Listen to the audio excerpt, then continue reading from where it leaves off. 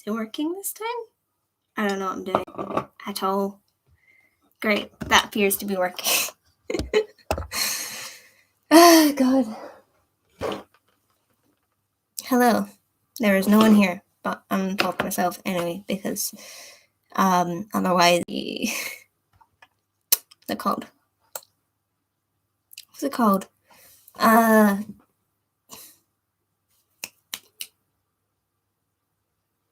Archive of the stream would be really awkward, so I'm gonna talk to myself anyway. Hello. I have not been on YouTube for a while, and filming has been really hard, so here I am doing a live stream instead. Hello. How have you been?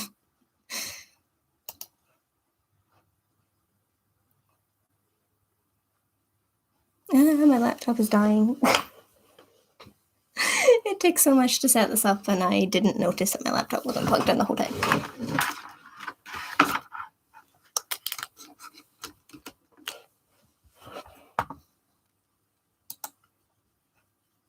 Okay, I need something to do. So I'm not just sat here talking to myself, because as we've proven, I'm not very good at that.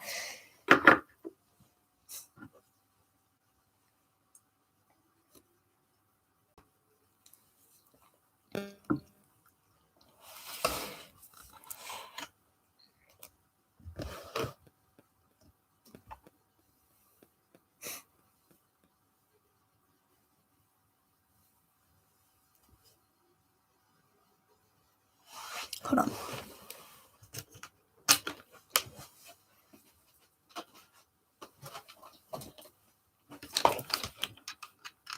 There. That's what I'll do. I'm making... Wait.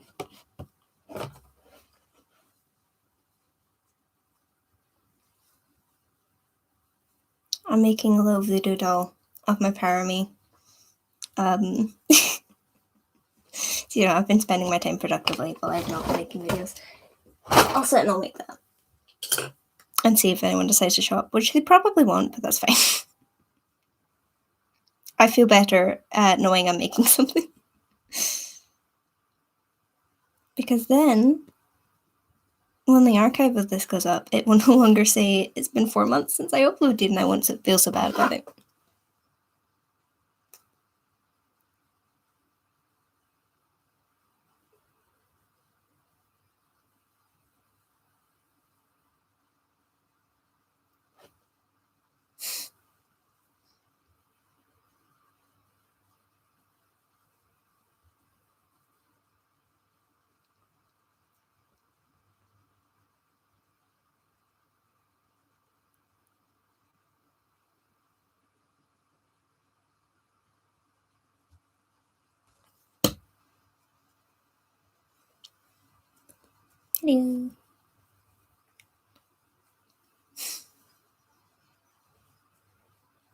Hello. I was just on Instagram Live with a wonderful Evie from Unique Souls, Silent Souls now.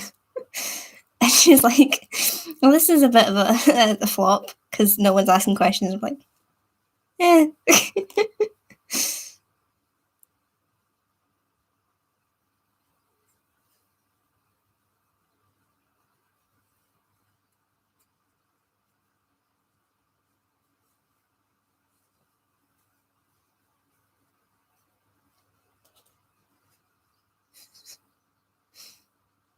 Sorry, people keep leaving and then or joining and then leaving again. I don't blame them. This is probably not the most entertaining thing in the world. The joys of live streams, though. Hello. Hi, Edgelord. I love your name.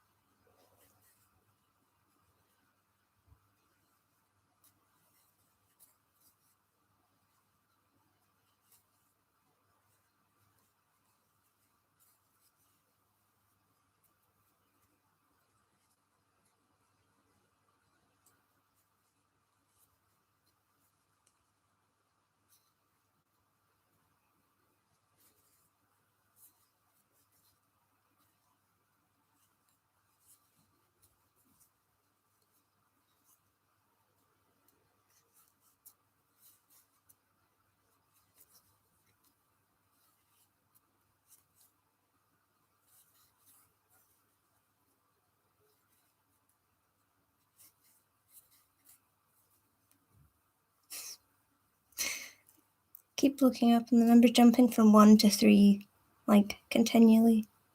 Is this the same, like, 3 people just jumping on and off, or? Thank you. I'm rebranding to be an e-girl, and apparently this is how the e-girls all wear their hair, so.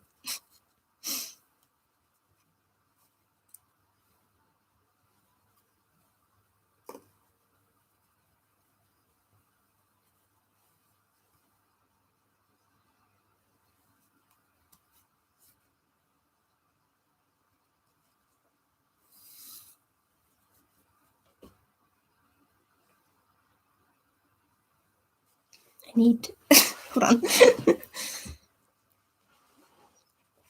I'm all tangled up and woe.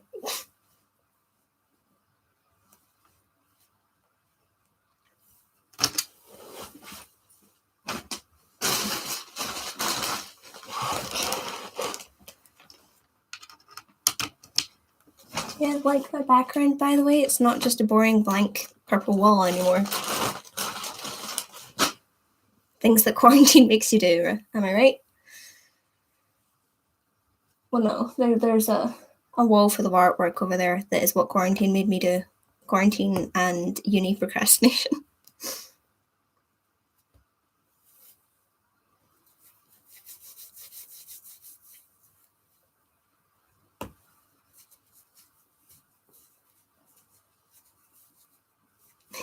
Thank you.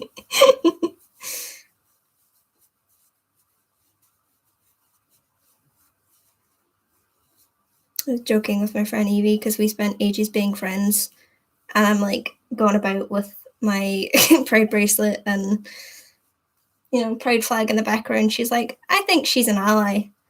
I I don't think she's gay. I'm like, Evie.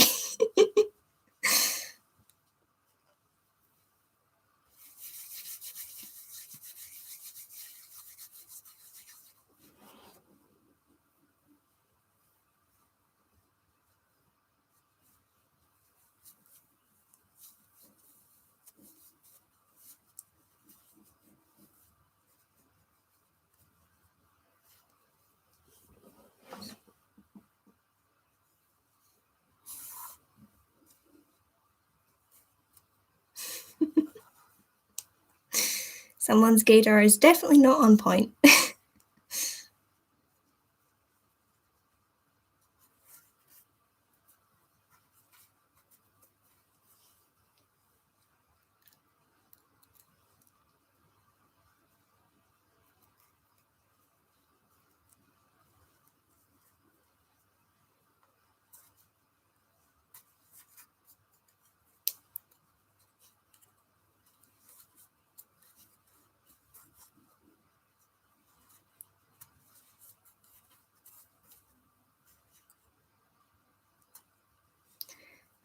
I'm trying. I literally have been trying the entire time I've been gone. I have selective mutism, and normally I get camera shyness at the best of times, but for whatever reason at the moment, my selective mutism is kicking in every time I try and film. So filming videos has been really hard, but I do intend to come back to it. This is kind of my dipping my foot in the water of coming back to it. Hence why I did the live with Evie, because I came back to YouTube with Evie because it's just so much easier when someone else is there. But I do intend to get back to making proper videos on my own again. Just don't know when I'm gonna manage it, basically. I have a ton of video ideas, I just can't seem to execute any of them at the moment.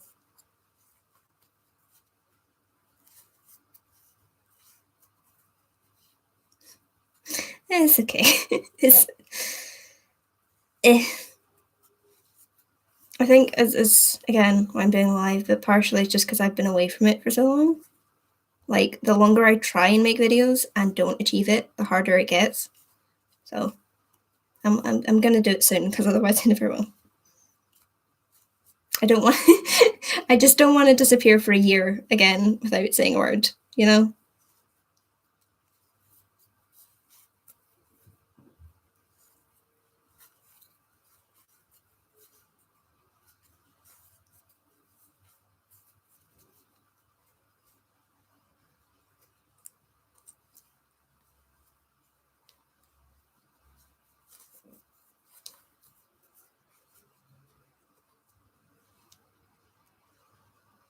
Anyway, enough about me. How have you guys been? How has life been the last 4 months? I've been trying to, like, I haven't been responding much, but I've been trying to read comments while I've not been making videos. But that maladaptive daydreaming caught on camera video gets so many comments that it gets hard.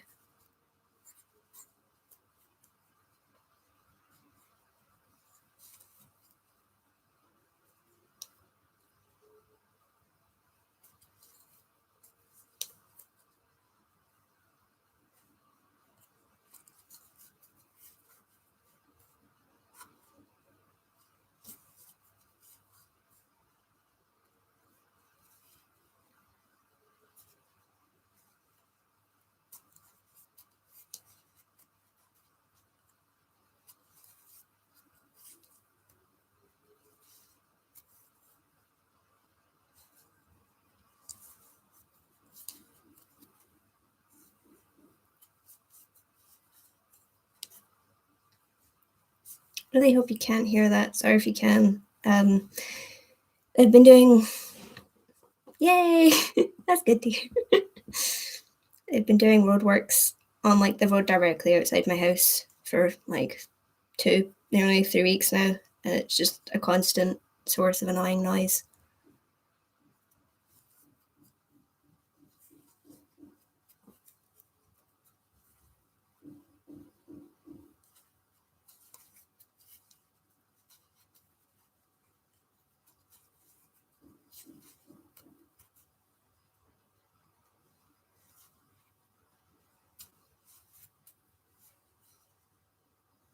Thank you.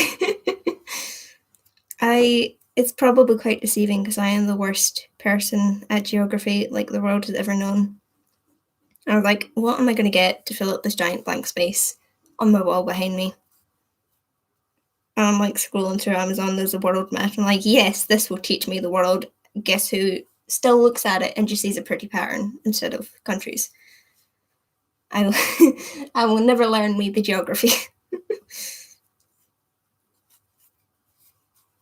So, do you like the skull and I don't know if you can tell on camera, but that is indeed Halloween tinsel. It's covered in pumpkins. And it's staying up year round. It's never coming down. Partially because I'm lazy, and the other part because Halloween is every day in my soul. So, yes, I have a background that represents me very well now, I think.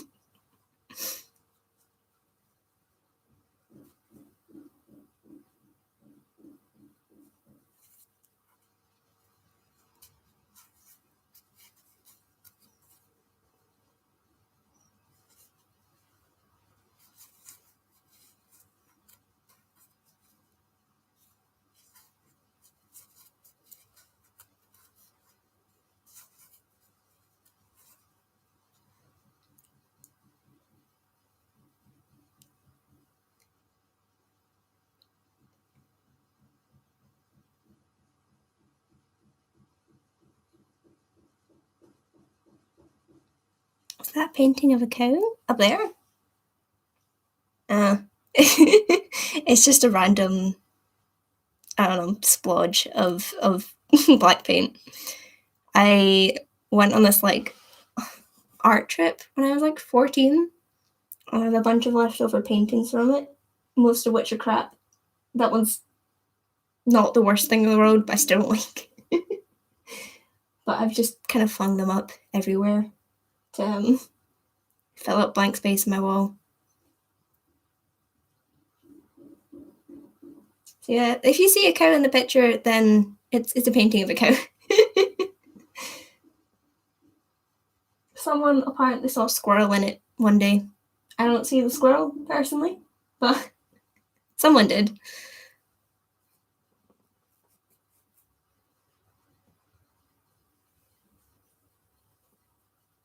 Personally, I see a heart like there. No, wait. There. But that's possibly because I'm the one who painted it and I was aiming for a heart there. But the rest is just random squiggles.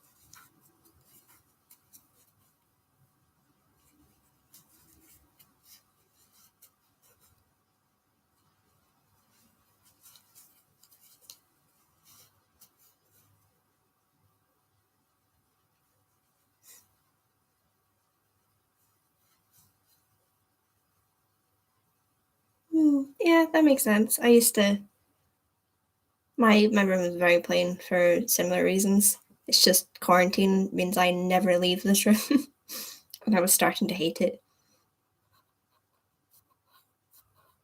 Did like does anyone else get this? Where like when you change anything about your room, well, and I suppose it depends on if you daydream, like just in your room or whatever.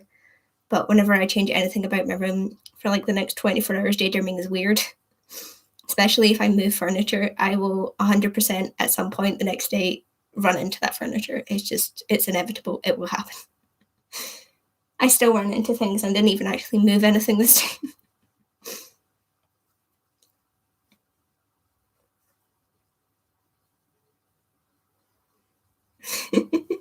It's so distressing, especially like I have a mirror that, well, you can see it, but like most of the time when I move my room, I have to move it. And I'll like catch my reflection and be like, no. So I'll have to sit on the floor until I forget that it's there.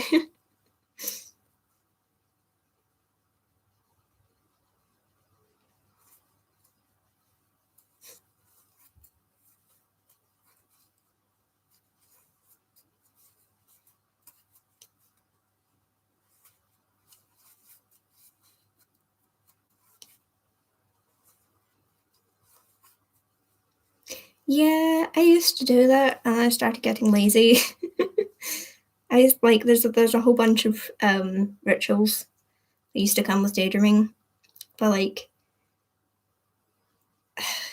I don't know, at some point I tend to daydream really aggressively. Yeah, no. I filmed myself a bunch of times before I actually like uploaded that final one. And I hated every single one of them. And the only reason I hated that one slightly less is because like I knew I was gonna film it and I don't know, you're not worrying about what you look like when you're daydreaming. So I had to take certain precautions to like at least I like what I'm wearing and things like that. Because normally like I daydream aggressively, so I overheat. So like I don't know, I guess I'll have a lot more skin showing than I normally like, just because I'm so warm because I'm doing exercise. Um, there was a point to that. I can't remember what it was. Oh yeah, so it got to the point where I daydream aggressively, so I have to sit down and then get back up to daydream a lot. And if I had stuff that I had to do before I start daydreaming, it just get in the way so much. Like I used to wear a lot of jewelry, and I might only wear it when I know I'm not going to be able to daydream for a while because the process of taking it all off to get up and daydream so that it didn't like hit me in the face when I'm jumping about, and then putting it all back on only to get up and daydream again 5 minutes later was just like too much. And I got bored. So I have like fluffy socks. I love fluffy socks, but I never wear them because if you fun fact, if you pace around in fluffy socks, they will like disintegrate in about 5 minutes. So I have to be really careful that when I'm wearing them, I don't daydream and like forget myself. But it's almost like a curse now. Like I know I can't daydream in them, so if I put them on, I want to daydream. So I just never wear them anymore. It's sad.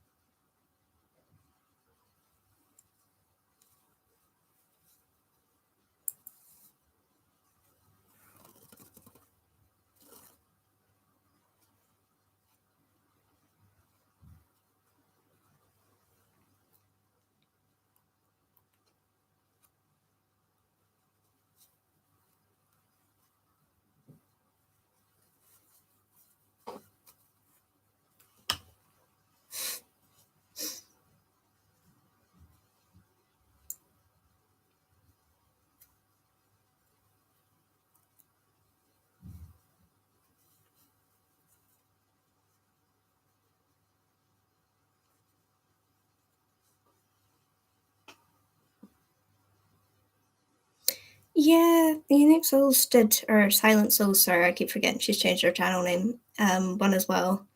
And her channel kind of blew up after it. I'm glad they're doing well, and I'm glad it's getting people into the community because it was like it was one of those, like, if you search up maladaptive daydreaming, one of the first things that comes up every time is caught on camera. So it was obviously people were really curious. I'm just worried because it's a bit like the DID community and switching on camera. Like there's a lot more to the disorder than the physical pacing around thing, and I don't want to. I don't know.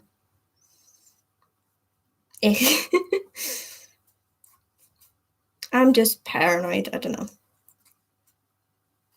I also haven't watched the video back since I uploaded it, which is why probably the main reason it's still up because I haven't had to subject myself to it again. Because, like you said, watching yourself do that is hard.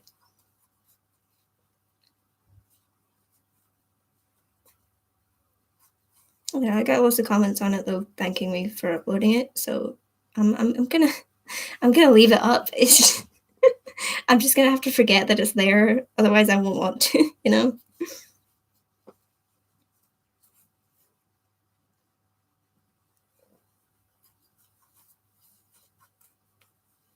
Technically got another video of me daydreaming on camera, but it's like because again, I'm always worried like I'm misrepresenting the disorder somehow because I'm like everyone experiences it so differently.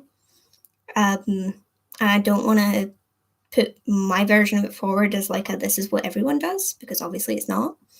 And the issue with the maladaptive daydreaming caught on camera thing is like there are so many different ways to maladaptive daydream. Like the way I filmed is just my most common way of daydreaming. It's the way that I need to do to kind of get my fix. And I get a lot of people in the comments being like, well, I daydream like this, or I do this, but I do it while doing this. And I'm like, yeah, because we all daydream differently. And even one person has multiple ways of daydreaming. Like the other way I film myself now is I'm sitting on my bed having like a conversation. Like I'm not pacing around. I'm just like I'm talking to someone and I'm acting the whole thing out, which I might upload, but I don't really want to make maladaptive daydreaming caught on camera my whole thing, um, yeah, I don't want to be that person. But it is interesting to see the differences because I'm obviously not acting anything out in the video I did upload. Whereas in this one I've caught, I'm like very obviously having a full blown conversation with someone, even though there's no one there. It's weird.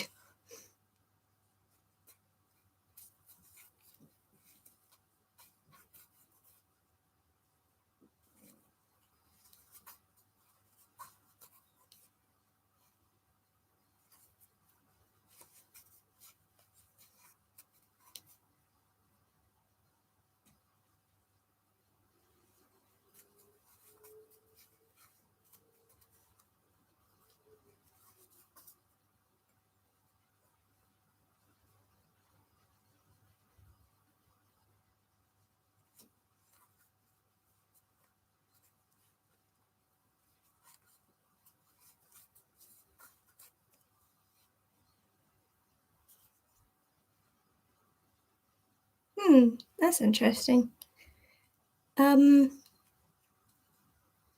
As in like to show them? Yeah. Yeah, I think I'd freak too. I mean, it's so much less about the physical movement than it is um, about what goes on mentally, like from a therapist point of view. Like I uploaded the video showing me doing it because it seemed to be really requested and people were curious, but the important part of the movement for me is that people understand that that's a necessary part of daydreaming. But like the pacing around isn't just something we do; it's like something we need to do to feel better. But yeah, no, people, no. This is the other reason I'm not sure about uploading that video because like no one has any right to see anyone like that. Like it's literally a daydreamer's most vulnerable state. No. Mm. Yeah. Well, that's the thing about therapists is sometimes they're specialized in one thing and they can't really help you with the other things.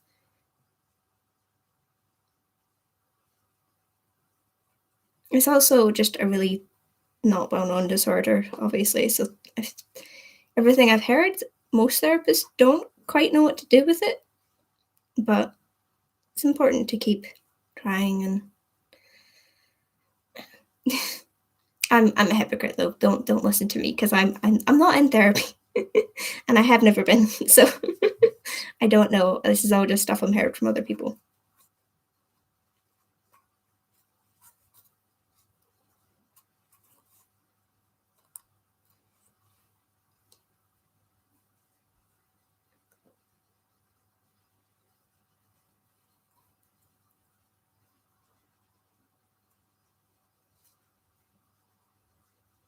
Hmm. Yeah, that's a tricky one because oh, I mean it is dissociation in a way, but it's such a specific kind of dissociation that just calling it that doesn't really cover it. And like you can be a daydreamer and dissociate and they can be separate things, you know?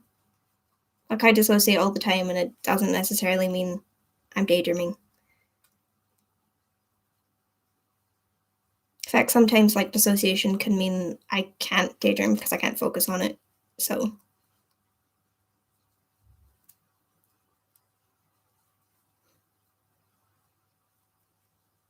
yeah. Oh, it's the same as some people really want to call it schizophrenia, and it's like it's not schizophrenia. We know the difference. Stop. Yeah.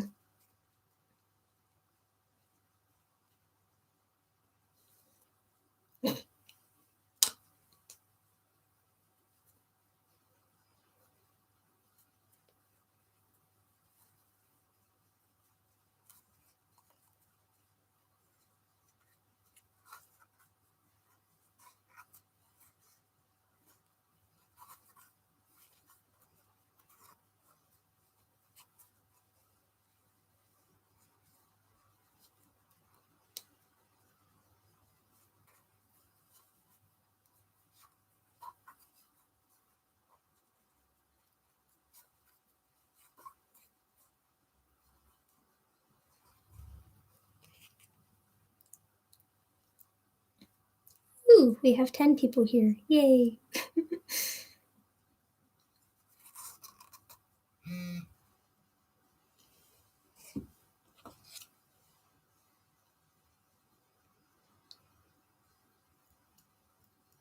Could you handle this maladaptive daydreaming? I'm not sure what you mean.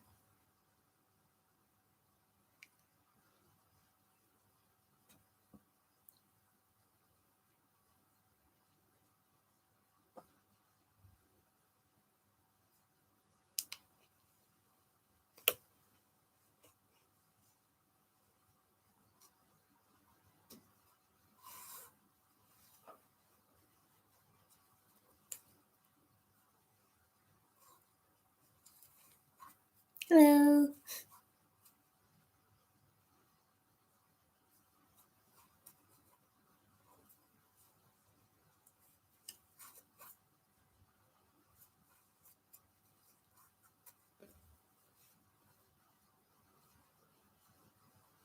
Yeah, it's like you're like this whole time, like I knew I had something to ask you guys, but I couldn't remember what I was saying. I am curious on the dissociation topic if anyone who has maladaptive daydreaming, there's anyone out there with maladaptive daydreaming who doesn't have dissociation issues, because it's a bit like having other mental health issues where everywhere I've seen the two seem to go hand in hand. I don't really know why, but if you ever tried lucid dreaming, uh, I've tried to when I was younger, not in a really long time. Um, really, I feel like it's different skills because I don't know how it is for anyone else because some people seem to disagree, but like a lot of the details of my daydreams are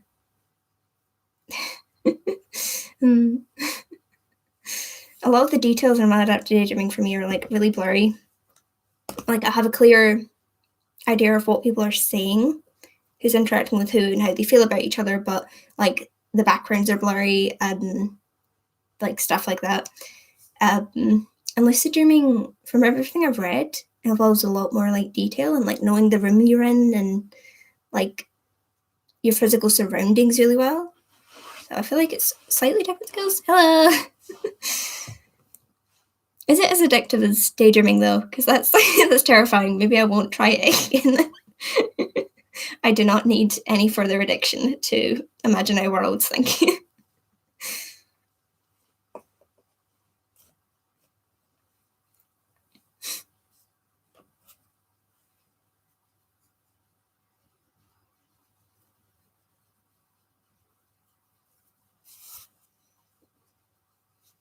It's like, has anyone else tried to meditate and then found that they were daydreaming instead?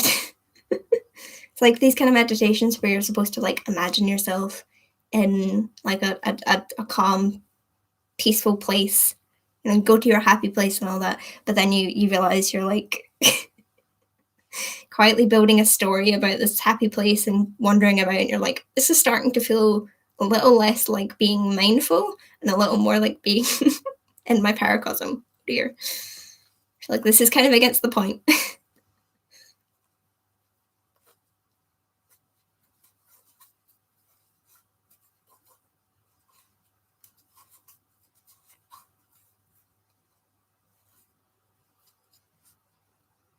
Yeah.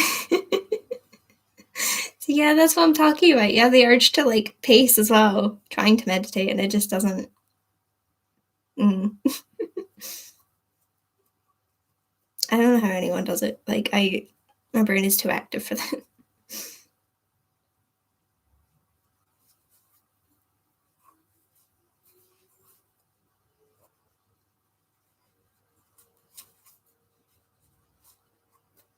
Not personally, but I don't know about anyone else.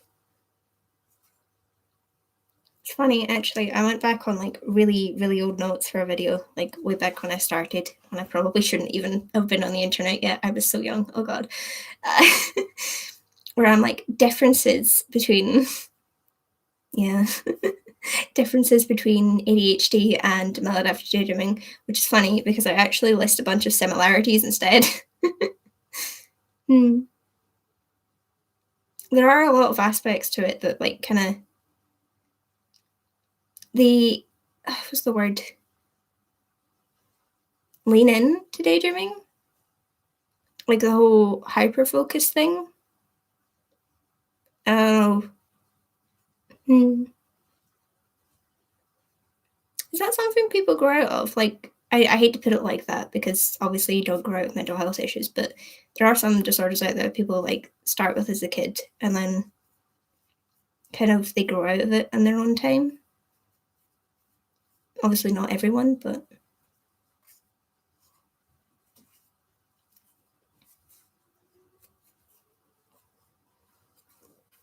yeah. Does anyone else feel like daydreaming is kind of a form of hyper focus? Because like you're literally doing nothing but sitting and thinking like about a scenario that's just in your head for possibly hours at a time, getting distracted from like eating and sleeping and doing all those other keep you alive things. Hmm. Yeah, that's true.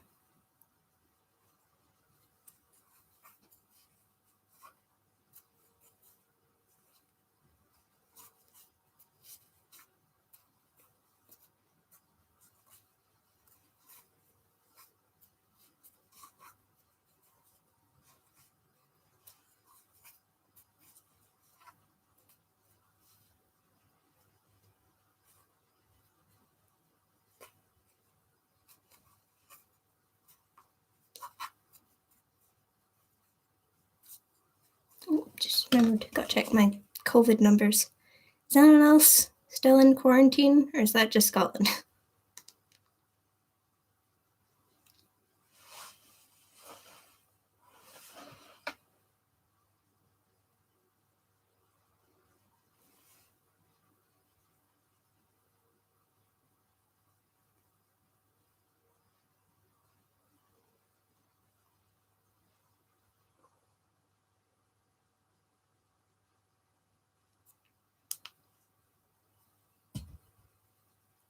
Yeah. Lots of different reasons why people develop it, but that's a really common one.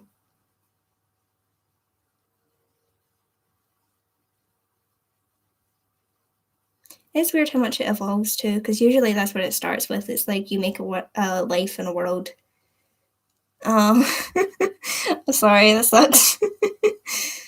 Yeah, we technically came out of lockdown, but not really. It was like, you can go outside, it's not illegal anymore, but we don't recommend it. And then we immediately went straight back into lockdown. So I've now been in lockdown for almost a year and I'm going stir crazy. But it's fine. That's just, it is what it is. But isn't it weird how daydreaming normally starts? Yeah, it's all like fantasies when you're younger, and then I don't know at which point, but mine just took a turn and then started being about really depressive and morbid things. I'm not sure why.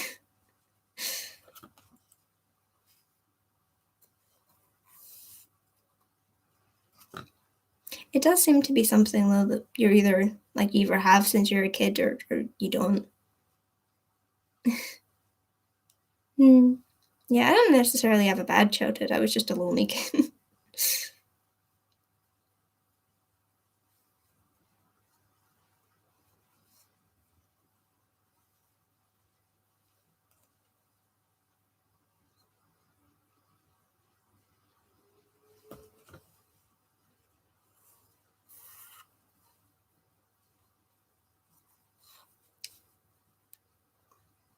Yeah, because it does seem to be something like anyone I've talked to about it, they've always done it. Like maybe not. I mean, it's not maladaptive daydreaming until it's unhealthy, but they've maybe not always done it to an unhealthy degree, but they've always done some form of it. Like I know I did. I used to play like obsessive make believe games with my friends when I was younger. And then it was like once everyone got too old for that, the daydreaming started. It's like, fine, I'll do it on my own. I don't need you.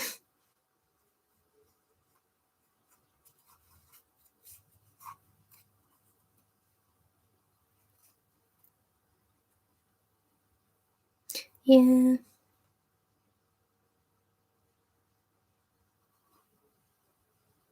I mean, I suppose there's a push and pull to that though, because like maladaptive daydreaming only keeps you happy for so long. And like, definitely the time in my life as a kid that I spent a lot of time on my own, I didn't feel lonely because of my daydreams. But when I got to school and I started like deliberately pushing people away so that I could daydream because I would rather spend time in paracosm than talk to people, uh, it was the reason I was lonely because I refused to make any friends because I was too busy daydreaming. So, it goes both ways, unfortunately.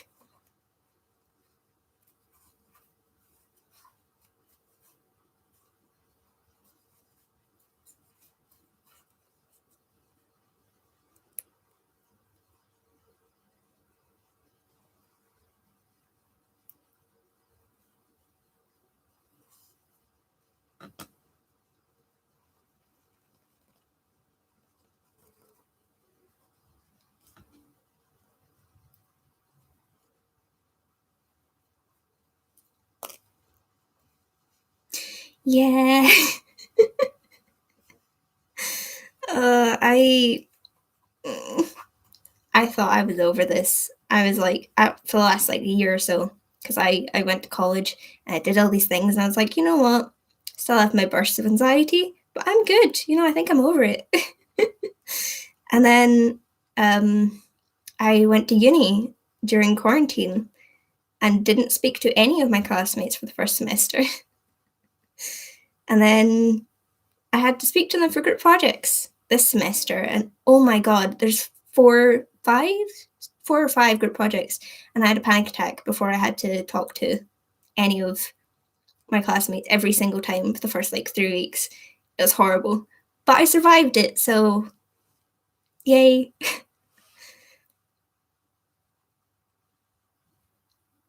Yeah, same. I am 19.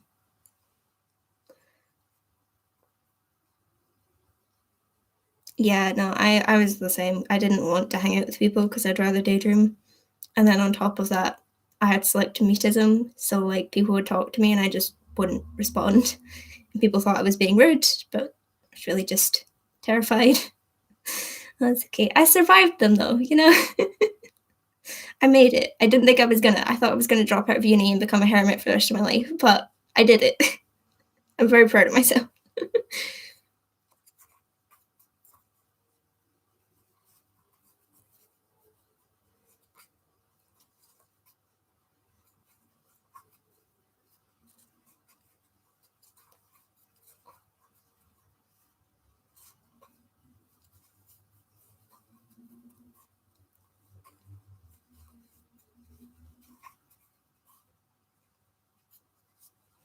Hello. I'm good. How are you? Yeah, it's true.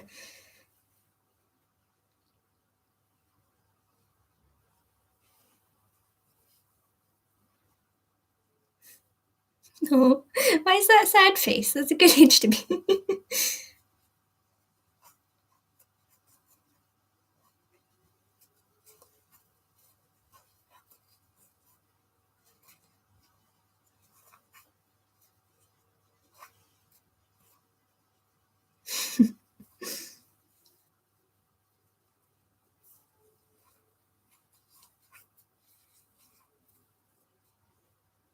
Yeah, super weird though. I went to college before, so like I'm in Scotland and we have colleges and we have unis and they're like different. Uni is like the step up. Um, but I went to I left school early and went to college, and it was weird because I was like 16, and most of the people in my college class, hello, most of the people in my college class were like coming back from the workplace to do a course and then change like their career direction. So most of them were like full prime of their careers, adults, and it was like I was just this tiny little teen. Um, and I survived that really well. And then all of a sudden, uni, and it's the other way around again, where like most people they go straight from school into uni, and I jumped straight into second year of uni, and everyone knows each other, and I don't know anyone. And like they're all straight from school, and you could tell the difference so well. And it's really weird. I feel like I'm back in school again. It's bizarre. How have you been keeping busy in lockdown? These things. Oh, oh, her hair. I've been, I've been making things, not videos though. Promise, I've been trying.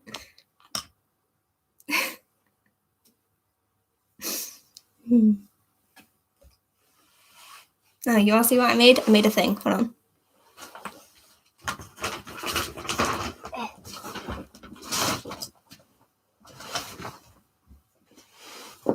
I made a Bowser shell. I'm super proud of my Bowser shell.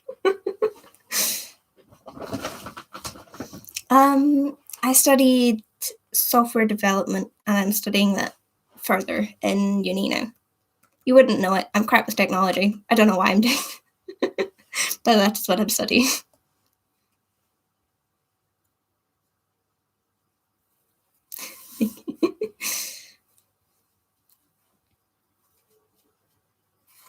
It's like doing brain teasers every day. Oh, thank you. This part of the room's a mess, so just ignore that. But this is my fellow software engineer. Yay! This is my wall of art over here that I made during a Zoom lecture when I was supposed to be paying attention. But instead, I was over there gluing things to the wall. Fellow software engineer, doesn't it suck? I really should be doing uni work rather than being here, but this is much more fun. So, oh god, physics. Oh no. Yeah, that's well done, because that's so hard. Yeah, kids are easier to talk to than adults generally. Well, it depends. You. Ooh, dental student. That's cool.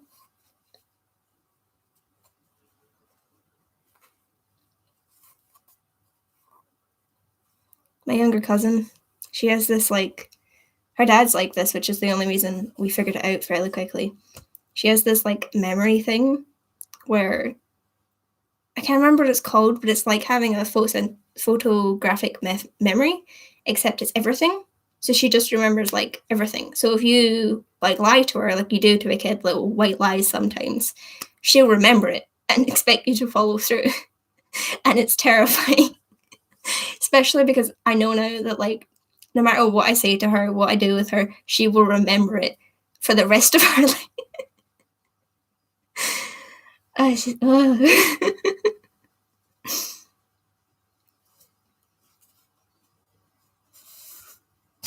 Yeah, they it depends. Some kids are really easy to talk to, and some are terrifying.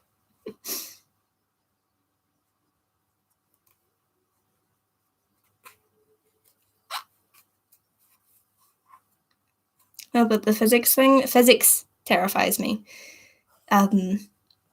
So I'm doing like software development, and my brother, can you tell it runs in this family? My brother is doing games development, which involves a hell of a lot of like collision physics and that kind of thing, and he has to do physics to like keep up with that.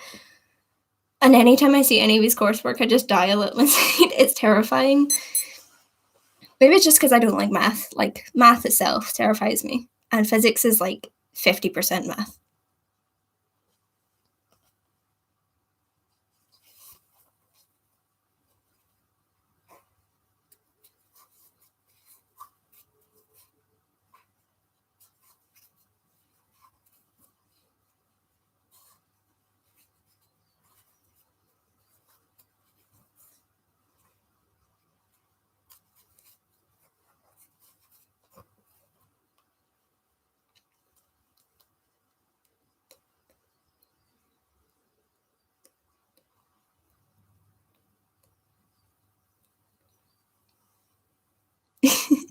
That's very no, actually, wait. As I said, that's very true. I knew someone in college who liked math.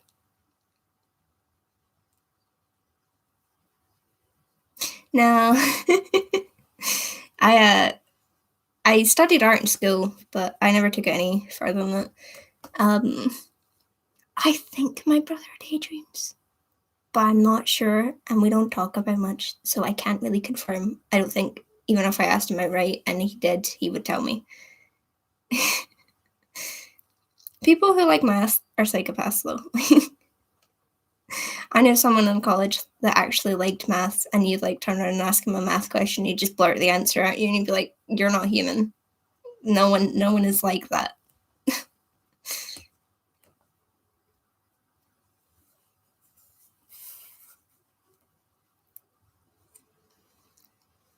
I know my mum used to daydream a lot when she was younger. Like I told her about it, and she was like, "No, that's just normal." And I'm like, "No, mum." Oh yeah, you'd be surprised. Like obviously, it's a lot to talk to people. And if you're not comfortable, don't do it because it sucks and people are evil about it. But I have this best friend that I've known since I was like 4. Um, and I talked to her about daydreaming one day, and it was like, oh my god, I do that too. So we've both grown up Maladive daydreamers our whole lives, and it took till we were like 14 and 15 to ever actually talk about it. What daydreams feel like? It's really hard to explain. Um, help from other daydreamers in the chat. How do you explain what a daydream feels like? It doesn't feel much different from reality sometimes. Like, I have this part of me that's not me, and it feels like I'm just someone else for the whole time I'm daydreaming. Like, it's weird, sometimes I'll like daydream about things, and I'll respond one way, like emotionally. Hmm. Um, for like the whole duration of the daydream, and then once the daydream's over, I'll think about the events that happened and realize that I personally have a completely different emotional reaction. It's weird. Daydreams are trippy.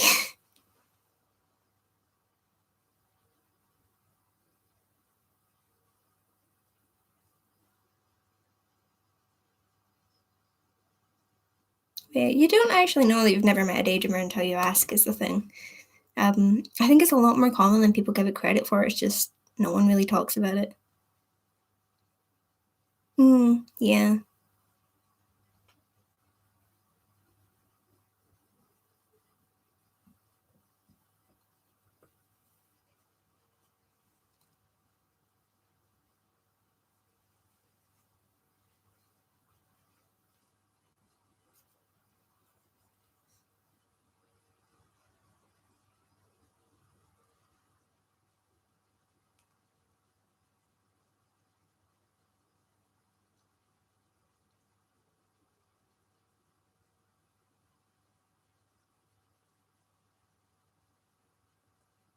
Yeah. I have two power cousins. One in which I'm a very different person, and one that's like set in this world, um, except slight differences, and most of the slight differences are people that exist in that world that don't in this one. And sometimes I straight up forget that they're not real. Like I'll go to, um, if I meet new people and I'm like, you get on with someone, you're really honest with them. So if I meet new people and I'm honest enough to talk about daydreaming, sometimes it's weird because I'll like talk about my powers and then be like, oh, I wish you could meet them. Oh wait, you can't. They're not real. Oh yeah, I forget.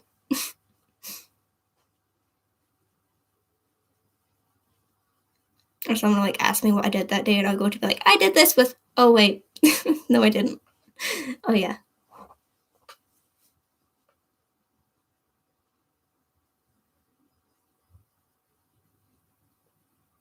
Mm, well, we're here for you.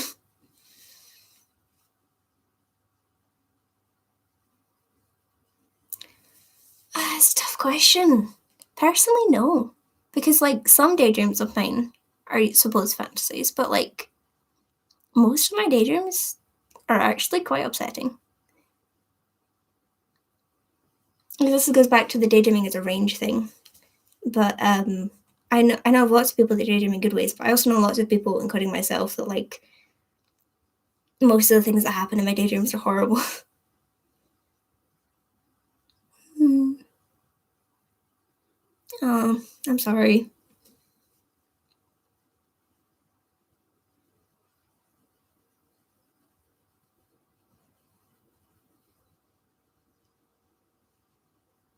Yeah, it can be hard to talk about them. Yeah,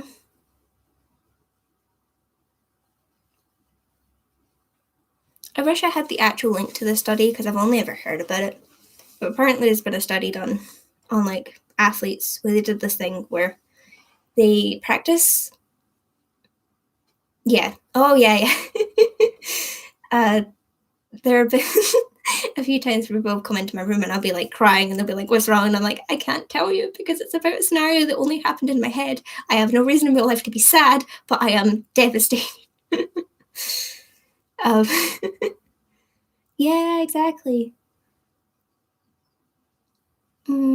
Yeah, that is worrying sometimes. It's why sometimes I struggle to make maladaptive daydreaming content because the more I talk about it, the more I understand it. But sometimes understanding it means stuff like my power me will attempt suicide, and I'll be like, should I be worried about myself? Which kind of defies the point of daydreaming, it's escapism. And I would rather not have to think about the implications of what's happening in my daydream. But yeah,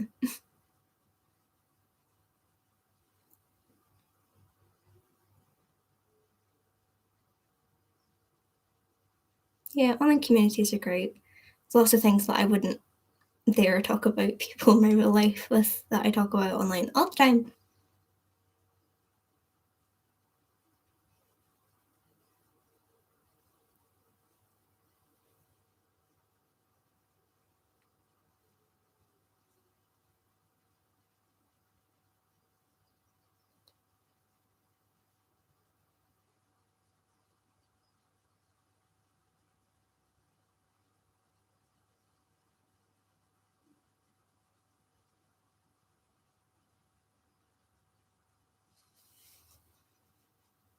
Hmm? Yeah.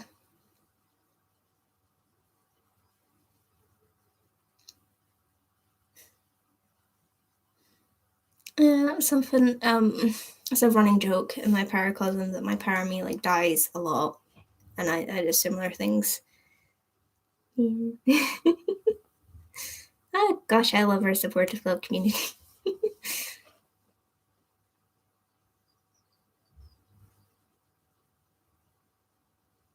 Yeah, my parame died so much at some point where I just had to like make it part of the canon that she can die and come back to life, and it's no big deal. Oh my god.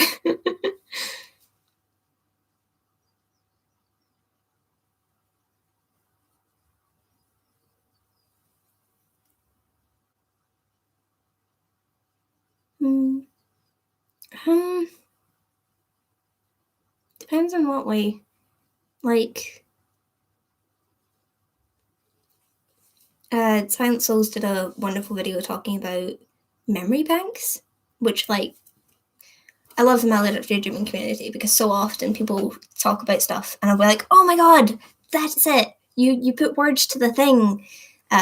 Where like sometimes you're daydreaming and you have this wealth of knowledge about like your parame and your para's history and you remember all like it was yesterday. And then you stop daydreaming and you try and explain it to someone, you're like, I don't remember. This is so weird. I This is my life. How do I not remember this?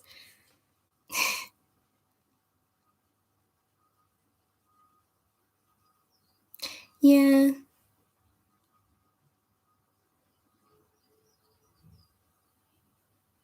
sometimes, but not normally like just after the fact.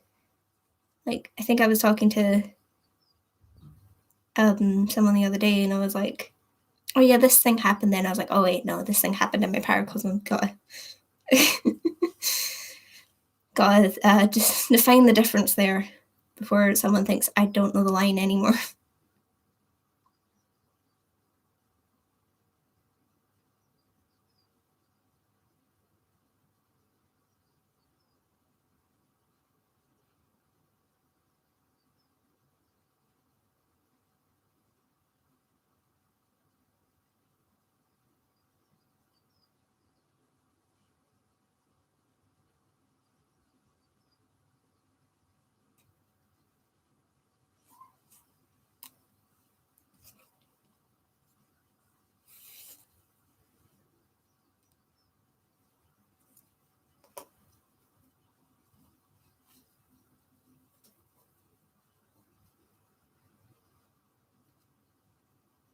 There's a lot of really big differences between daydreaming and schizophrenia.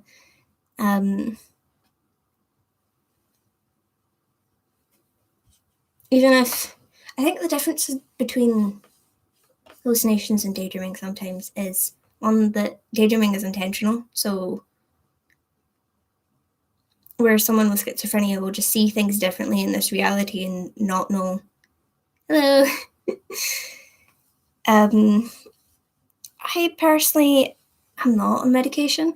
I find it slightly uncomfortable that people keep asking about stuff like that, and like people message me on Instagram or talk about it in the comments. I'm like, we don't like.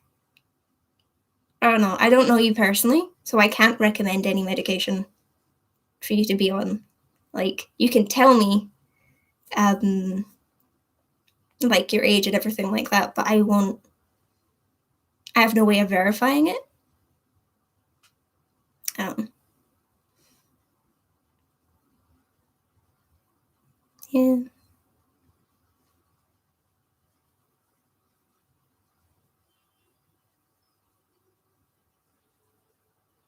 but yeah. On the schizophrenic thing, um, yeah, no, it's okay. It's a common question for a reason. Most people don't know the differences. It's okay. I might actually. I'm just gonna keep saying I know someone because I have lots of friends in my life with mental health issues that I don't want to out. So I know someone who daydreams and has schizophrenia. Um, where schizophrenia is more like it makes small differences to the world around them that they think is real, whereas daydreaming is like it's a whole other world and situation in your head. It's very, I mean, it happens, but it's rare that it's just like tiny little changes to what's around you. And there's a whole story going on. There's usually people, either people who don't exist, or people who you don't actually know, or people who even just aren't currently there with you happening in your daydream. I don't know, the social aspect just seems to be a really big part of it for most people. Yeah, that's the other difference.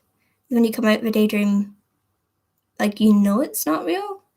Like sometimes it's a lot like waking up from a dream for me. Yeah. Oh, really? Oh, that sucks. Huh. I know. It's just sorry if I came off like the way about that. It's just a lot of people ask me like, can you recommend medication for maladaptive daydreaming? And I'm like, one, I've never been on medication. Two, I don't want to recommend medication to a stranger. And like you say, we don't know enough about daydreaming to actually like work that out. Some things could make it a lot worse. Um, hmm. Then people ask me, like, how do you cure maladaptive daydreaming? And I'm like, I'm still here doing it, so I got no clue.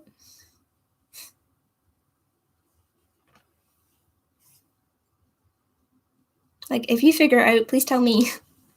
I said, I don't actually really want to stop.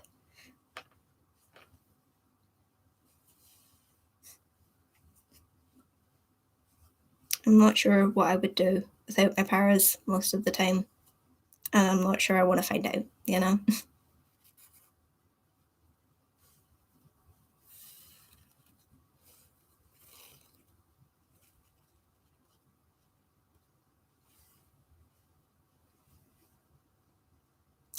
Does he not? Oh. I mean, I don't know why I've never tried. I mean, like, he's just scary, you know? Like, he's the god of maladaptive daydreaming. Makes sense. Yeah, there aren't many people talking about this.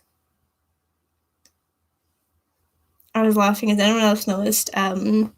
Silent Souls has officially got more subscribers than Eli Sommer, which is really funny considering. But there you go.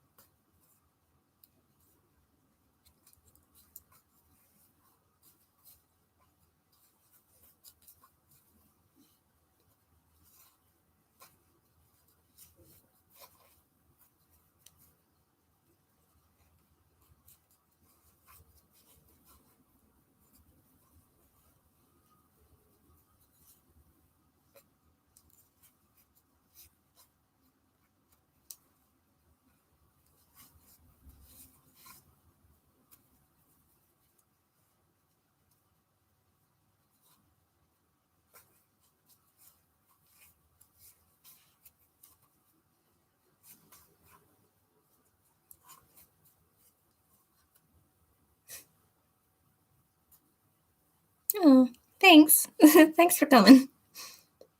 See you later. Yeah, I am planning on doing live streams more often. It was just do it once and it's fine. But I was scared. Well, this is much easier than doing videos. Oh god.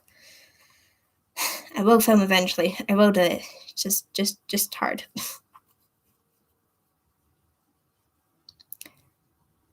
Yeah, I was following that, but only vaguely.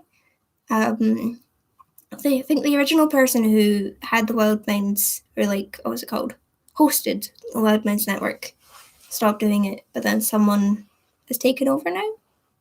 So I think it might still be up. Not sure though.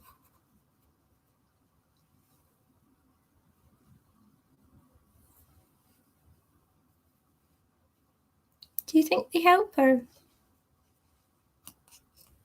I don't know, like I said, I've never actually been on mental health medication, so like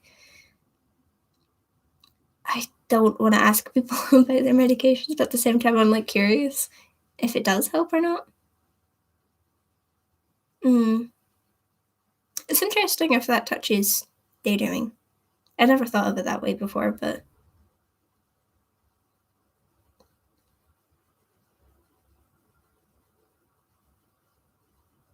suppose I've been on beta blockers. Hmm. Yeah, that makes sense. I was on beta blockers for like a really short amount of time because it's funny that they do this. Um, but I was so stressed. I was like starting to have like proper physical consequences to it. And their solution wasn't like, hey, the fact that you're capable of getting that stress, probably an indication of bad mental health. We'll do something about that. It was like, here, have something that reduces your heart rate for a while. Bye bye. Uh, but I found it made it harder to daydream for me, which was horrible because I still needed to daydream, but I just found it more difficult than usual.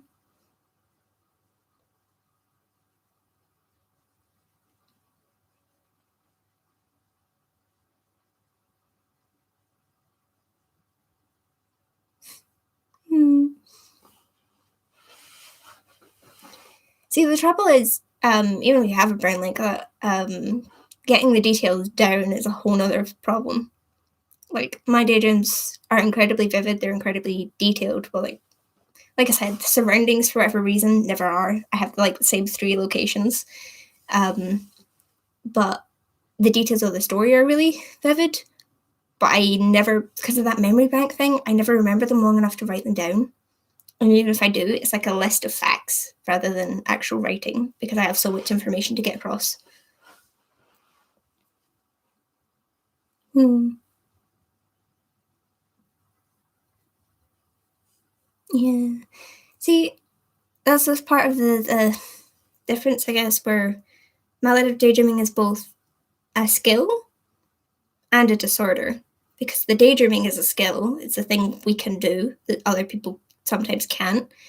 But um, it's not maladaptive daydreaming until it's interfering with your life. And when it gets to the point where it's interfering with your life, it gets really hard to write things down because all you're doing is daydreaming. Are antipsychotics bad with side effects? I wouldn't. I don't know. I wrote a few things down when I was younger. Um, that might see the light of day eventually. Who knows? But I found it really hard to write about my paracosm because in the process of writing about it, I get triggered to daydream, and then like more stuff happens, and it's like the story is racing ahead of me too fast for me to write it down, and I won't remember the beginning of it once it's over. So my longest project is a non-daydreaming story. Yeah.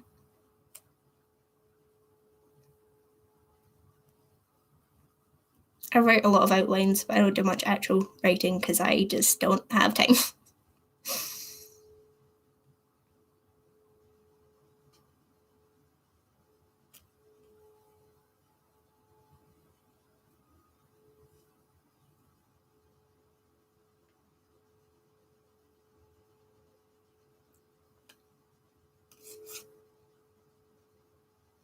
Did anyone else want to be a writer as a kid because of their daydreams, or is that just me?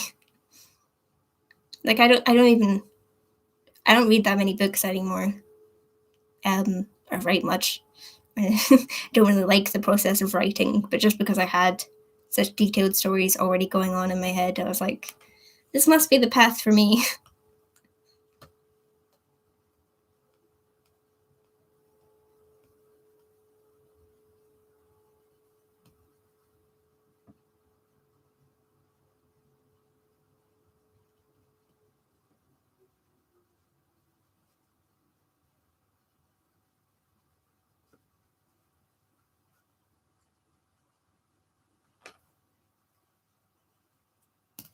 I have coffee. I forgot. Cold coffee now, but oh well.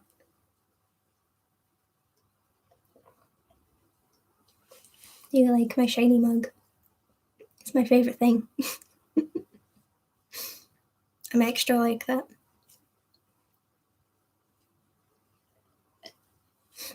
Thank you.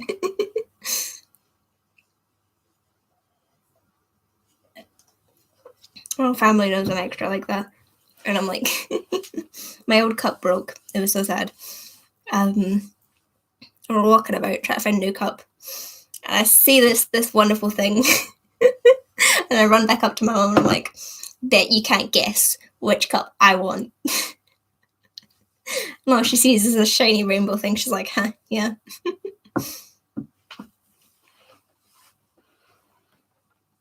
Oh, thank you. It scares me too, but like,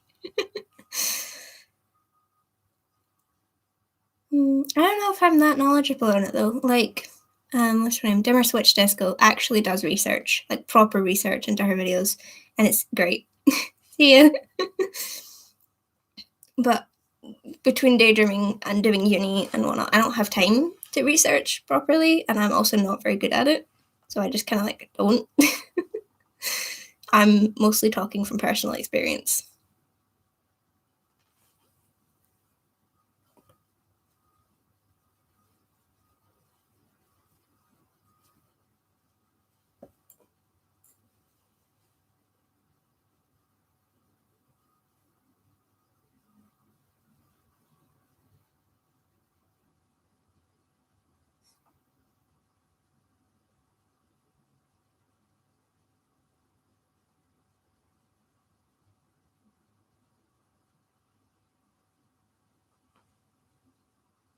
Oh, while we're here talking about random things I have in my room, fellow software developer, have you ever heard of the rubber duck debugging method?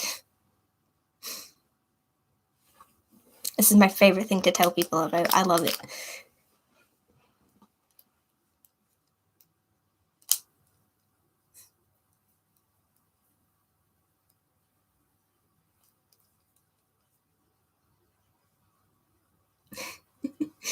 So the rubber duck debugging method is like, if you've ever had a problem with your code and you ask someone for help, and in the process of describing the problem with your code, you fix the problem and then you don't even need their help and they just walk away.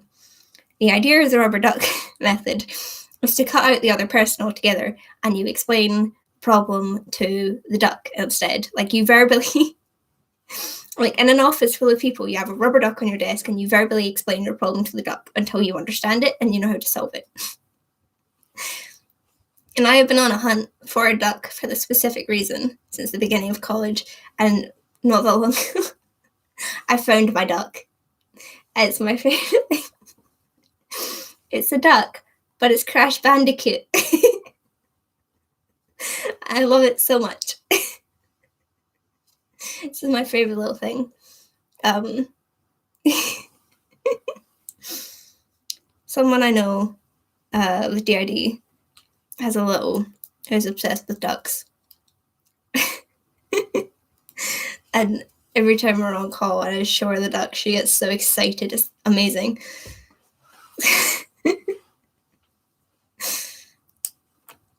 My favorite thing. I can't figure out where to put him. They'd be in the background of my videos, but I really want to. Like, I will quite happily just sit and have to balance him for a whole video on my shoulder. Because he's great. I might have a bit of a thing about Crash Bandicoot. I've got... Wait.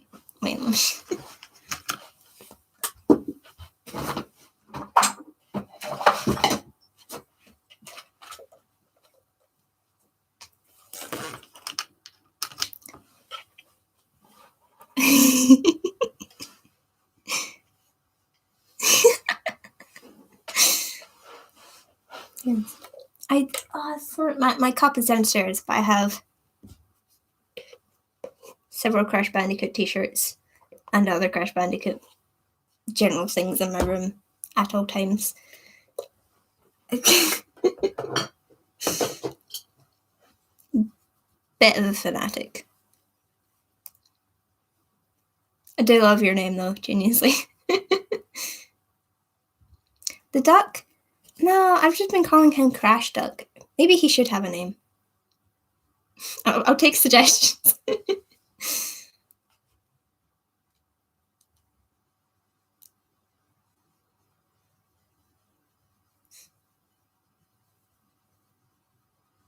skull has a name though. The skull's name is Steve. Like after Minecraft Steve.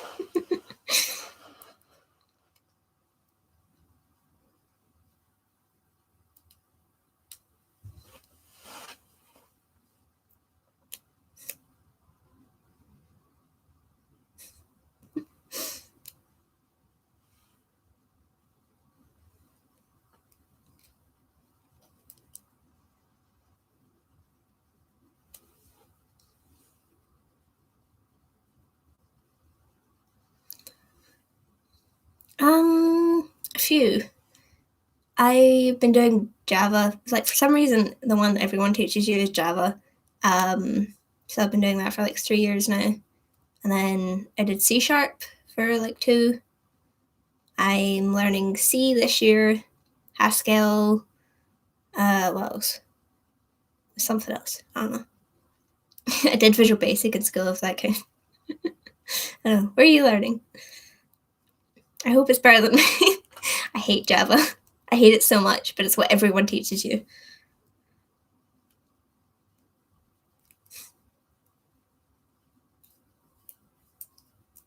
Although I think I hate Haskell more because it's like 90% math.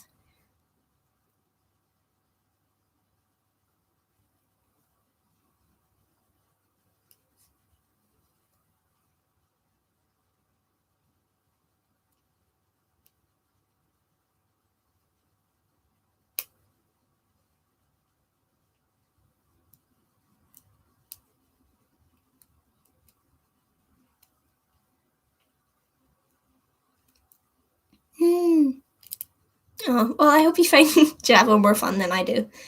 C++ is good. Hello, welcome. I haven't learned C++ personally. My brother does a lot in it though, because it's good for games programming.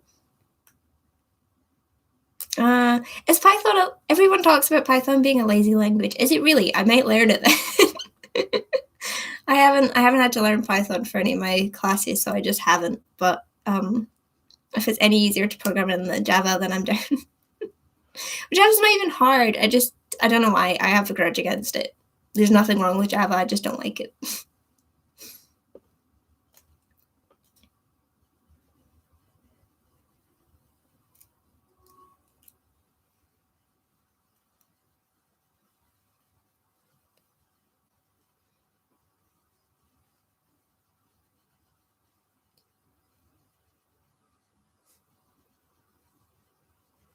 Is it normal to have a favorite programming language? Really? I will have to try that then. I love the idea of lazy programming. That sounds exactly like something I need in my life.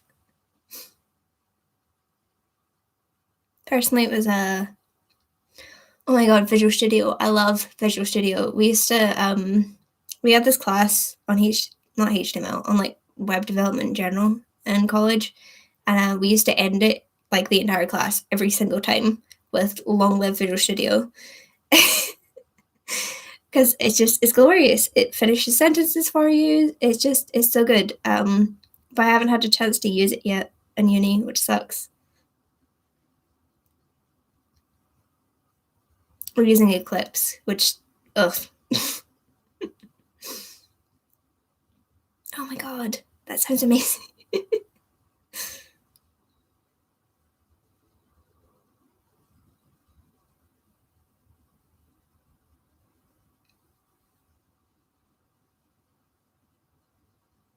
Gotcha. We had to do like a tiny project for a class the other, like we as in me and my group, for a project the other day in uni, and like I was looking at it at the end of it, like this does like 3 things and it's like 300 lines long. Where's the need? Why? And not even like 300 lines total, like 300 lines is how much code we had added to make it do those tiny little things, excluding all the like little template code they'd already given us. Like, who needs that much code? Why?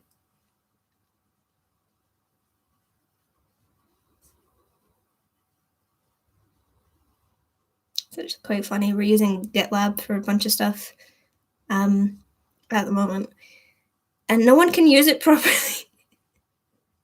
I'm going a little insane.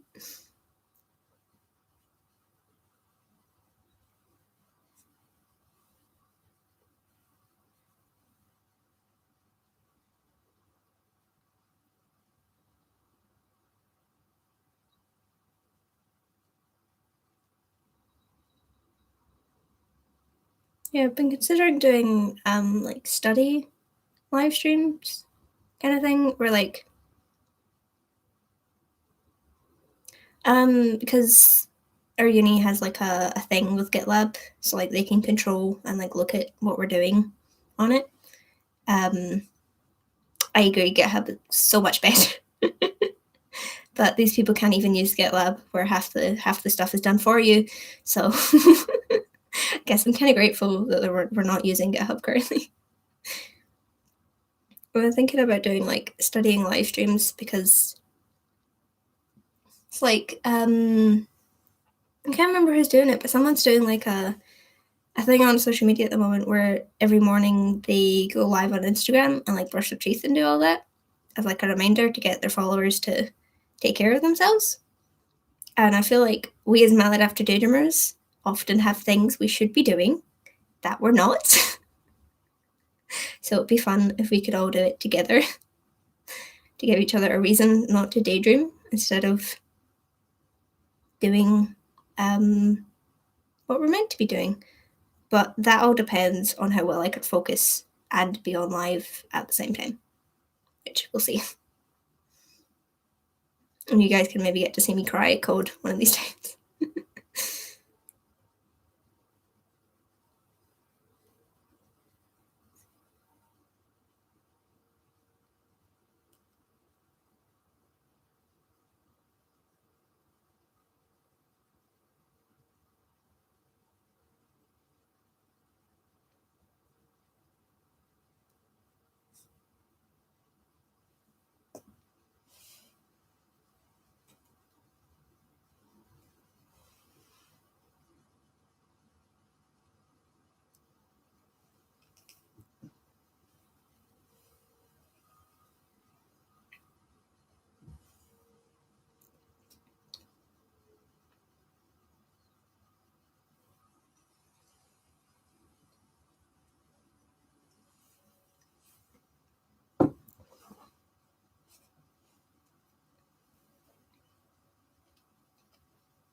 Yeah. That is the problem. It used to help me to like watch other people study because for some reason that was daydream triggering for me. So then like it would trigger a daydream about my parents and me studying, and then I would like actually study while I did that. But for whatever reason, like I don't know what happened. I did that 2 years of college, and then all of a sudden, now that I'm in uni, I can't focus on two things at once. So like if I'm daydreaming and trying to study, it doesn't work, and I don't learn anything. So it doesn't really work anymore, which is sad. But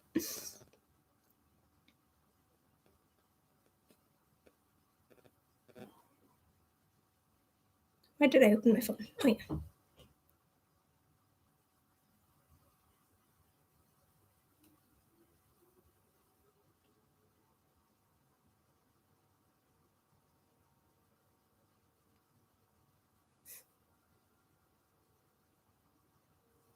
I am so close to 600 subscribers. So close.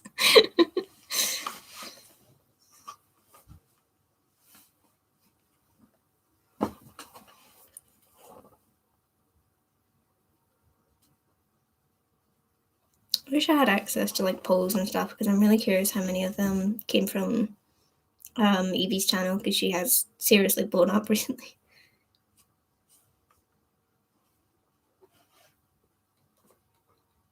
Unless there's just been a boom of people like discovering maladaptive daydreaming, because to be fair, I'm growing faster than I normally do as well. Which is weird considering I'm not actually uploading at the moment.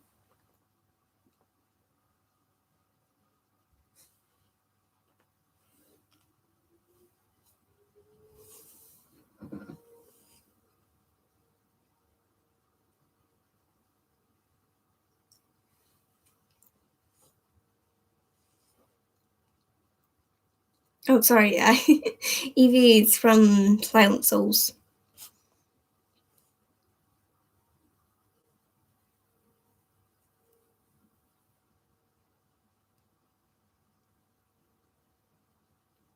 As in big maladaptive daydreaming YouTuber. I would be surprised if you haven't seen her videos.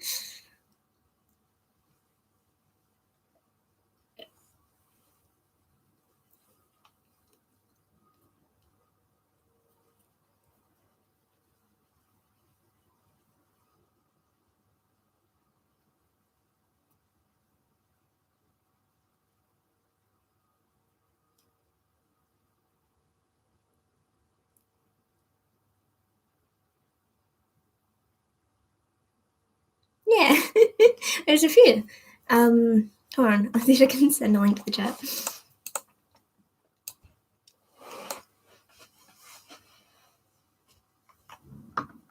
We did videos together ages ago now. God, that was how long ago? A long time ago.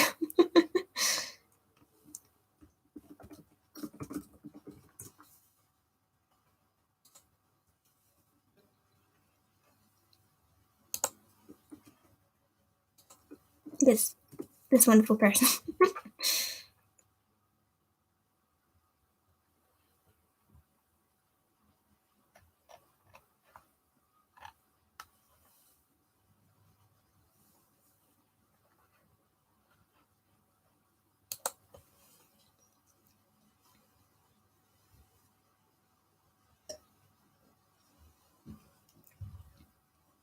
Oh, thank you. Probably at some point. I just don't want to like, she has her own channel. I have my own. We talk a lot like outside of YouTube, and I just don't want to bombard people with like, hello. This is practically a joint channel now. It looks like I'm like taking advantage of the size of her channel, which like I really don't want to do. She's doing really well, and I'm very proud of her. We might do a video at some point soonish if I cannot film on my own, because that's why we made the videos together in the first place. Because I reached out and I was like, I can't talk to myself anymore. I can't talk to my own to a camera in my own room when it's this quiet. Can you do a video with me, please? I'm glad you like them though. We had great fun filming them.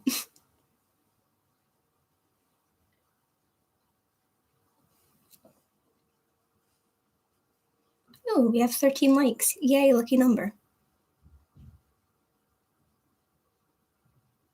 There's strange banging noises coming from my house. Okay.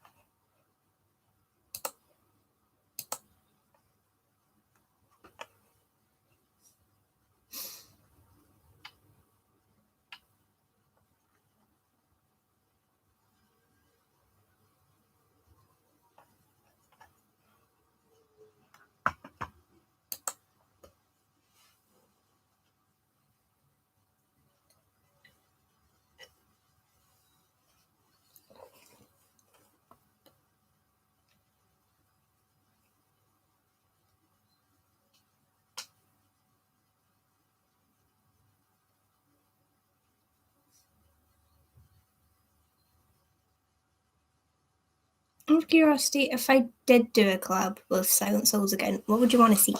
Because, like, we can talk about anything. I was just wondering what you guys would want to see us talk about.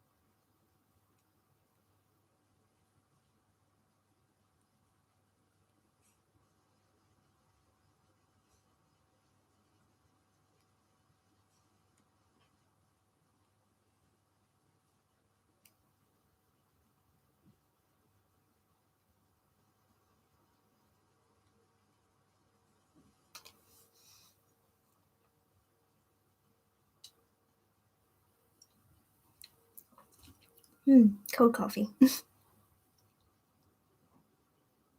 Yeah, she has one too.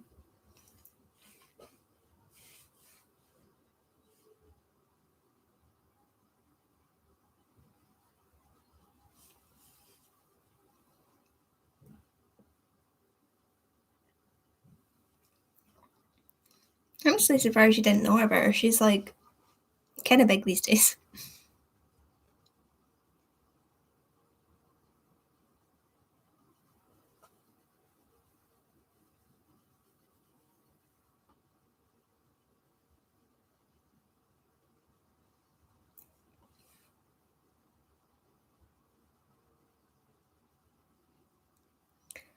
Um, hmm. Yeah, she doesn't really talk about the contents of her daydreams very often, but they talk about it generally. I don't think people can tell when you daydream, can you? Well, it depends. Like, just sitting, like, in public, like, I used to daydream in class a lot, and I don't think people could tell.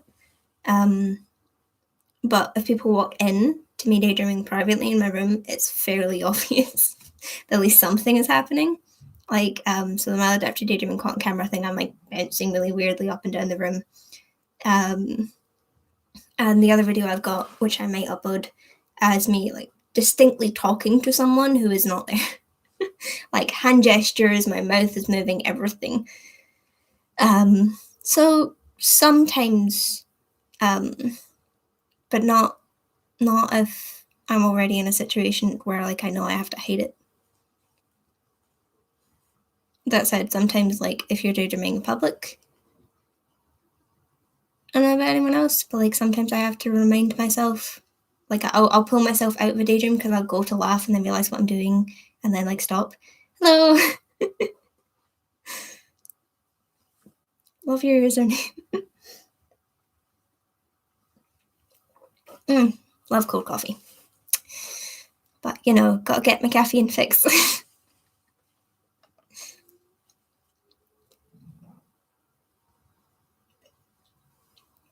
Might honestly go get more coffee after this because I daydreamed literally all day yesterday.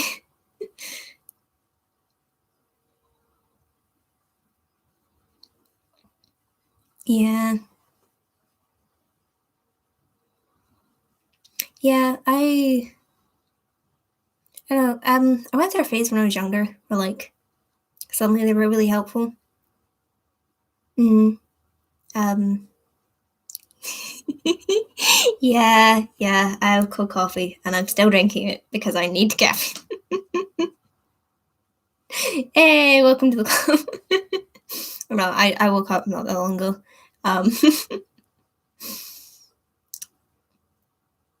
But yeah, at some point, my daydreams were really helpful because I was, like, you know, studying with my paras, and then my paras would remind me to eat, and I would go cook with my paras. But for whatever reason, now my ability to multitask is just shut down, and, like, every time I'm daydreaming. That's all I'm doing. and it's getting in the way of real life responsibilities again. I literally, like, I'm not kidding, I did not get out of bed yesterday because I was daydreaming the entire day. I got up and I called my friend, and I was like, because we call like every day in the morning, and I was like, right, we're gonna get off call and I'm gonna get some work done because I really need to get some work done because I'm behind on uni work. And then I started daydreaming and I didn't stop until like 1 a.m. the next day. Because, you know, that just be how it be sometimes.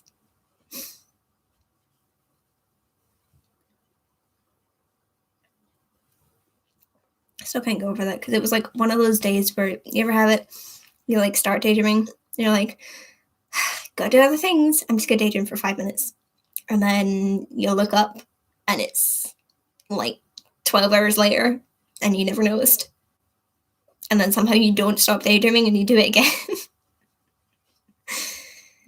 Yeah.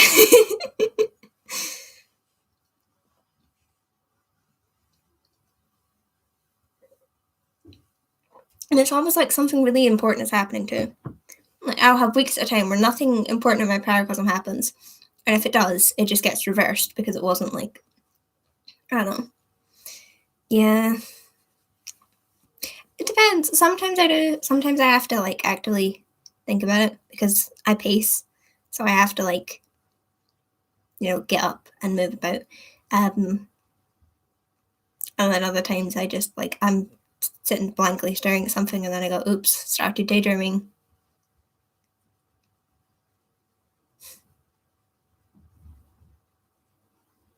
That's been, yeah. That's been why I've been like quitting maladaptive daydreaming. Like properly quitting must be so hard because like I can stop pacing and that's going to drive me insane and it's going to be really hard to deal with. But like I can do it because physically you can stop yourself from pacing.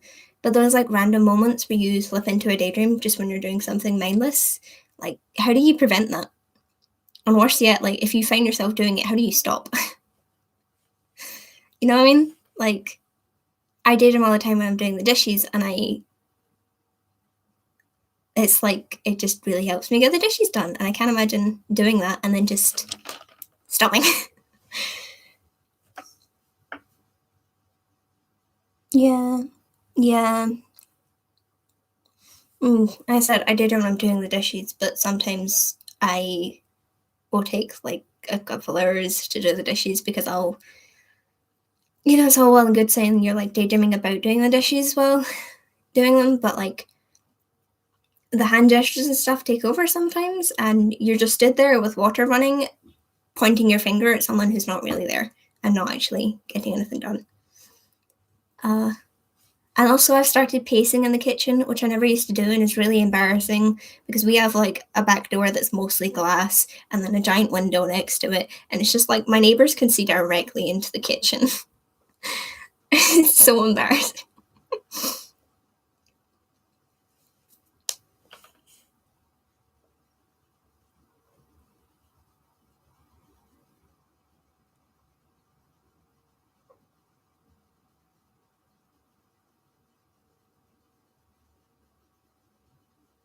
I always wondered what the making faces thing looks like, though, to someone who doesn't know, like, what you're daydreaming about.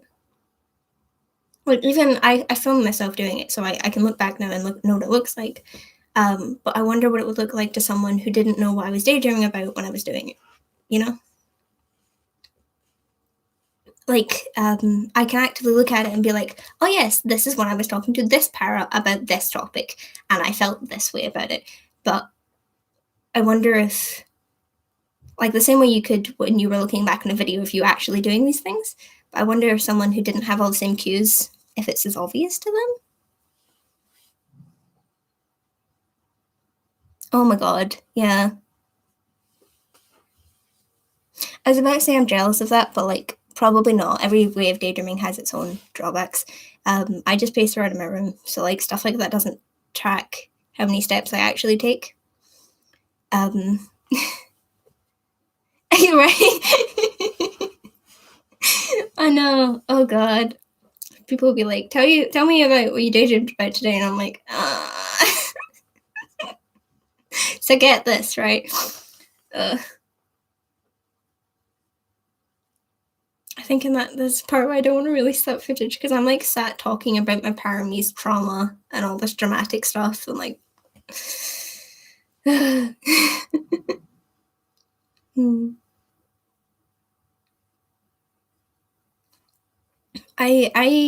do daydream when I'm walking places, but I generally prefer to pace in my room because I make so many faces when I'm daydreaming. Okay. Yeah, no, me too. If you've seen the video of it, I do this weird lobster thing back and forth. It's really strange. I don't know why I do. Like, what part of my brain decided that that was what I had to do to envision these scenarios? I don't understand. And it explains why I have giant gaping holes in my carpet on either side of the room. But whenever I'm outside and I'm daydreaming, I get pulled out of it like regularly because I go to make a face and then realize I'm making a face in public. Social anxiety be like that. I also haven't been outside. Yeah, it's true. Well, no, I don't know if anyone else has this problem, but like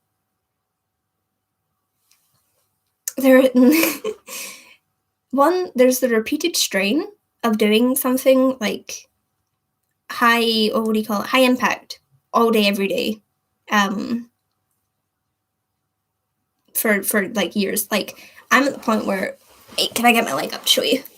See this muscle set like here is always in pain, like serious pain, because I don't know if you can tell in the video, but when I daydream with that leg always, and I like bounce on that leg all the time, and I turn on that leg, so like that muscle group is always being used, like aggressively every single day, and it's got to the point where like walking and stuff hurts, and that muscle group is always like really tired and tense. So like I said, there's pros and cons to every kind of daydreaming. Like I've heard a lot of people that walk outside, like they walk till they have serious blisters and like their feet are bleeding, and stuff like that. And also, yeah, oh, ow, yeah. Oh my, I go through so many socks because I daydream with socks on. And my mum once tried to suggest I do it without socks on to save my socks. And I was like, are you kidding me? My feet would die. I would get rope burn and I would just like bleed all over the carpet. Is that really better to you than not going through socks?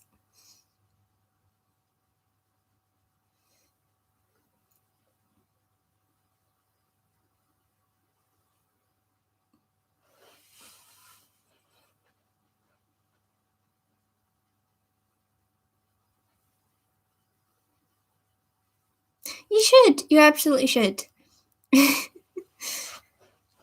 I love to see when daydreamers write down their stories because it's great. It's really hard to do. I personally would love to do it, but I'm not managing it. I love to read about other people's daydreams. I just find the differences in them fascinating. Like, it's so rare you find two daydreamers with paracosms even remotely alike.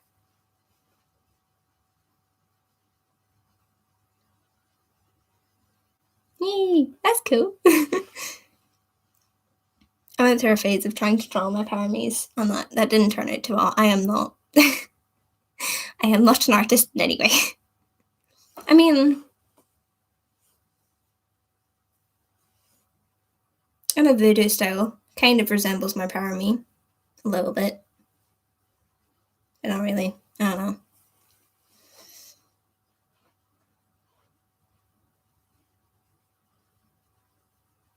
Have you guys ever heard about that thing where, like, apparently your brain can't imagine new faces?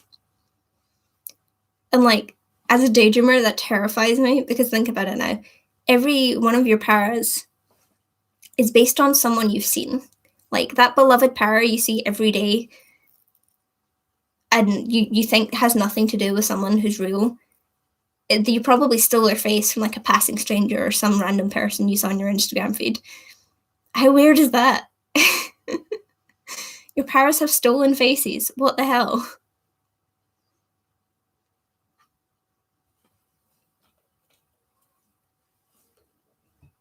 And of course, there's always that moment when you realize a power looks exactly like someone, someone you know.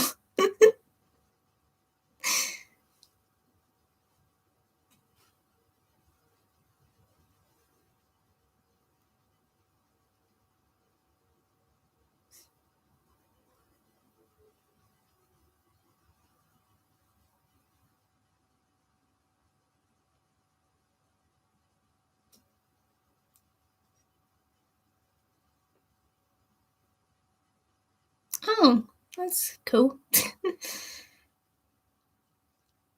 I like that idea much better than me having an existential crisis about where my powers faces come from. It's another one of those things alongside the location thing where, like, oh god, yeah.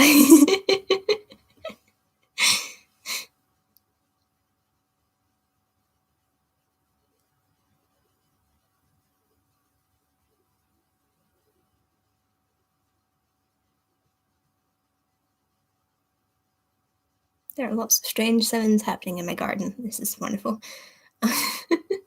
So is it just like part of your paracosm that they don't have faces, or is it just like you don't imagine their faces and you're daydreaming? Like,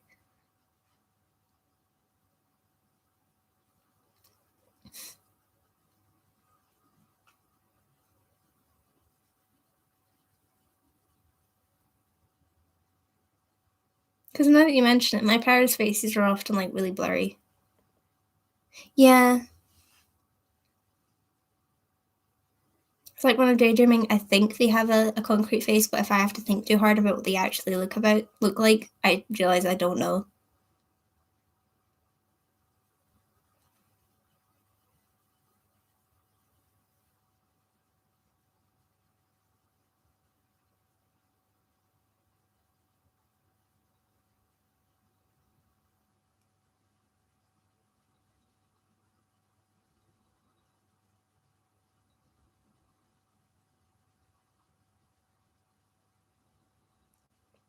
Like I know that my parame looks something like me. Like she's not me, but I know she looks similar to me. I was sat in the mirror the other day trying to be like, okay, what does she look like though? Like she doesn't have my face. I know that much, but what are the differences? I don't actually know.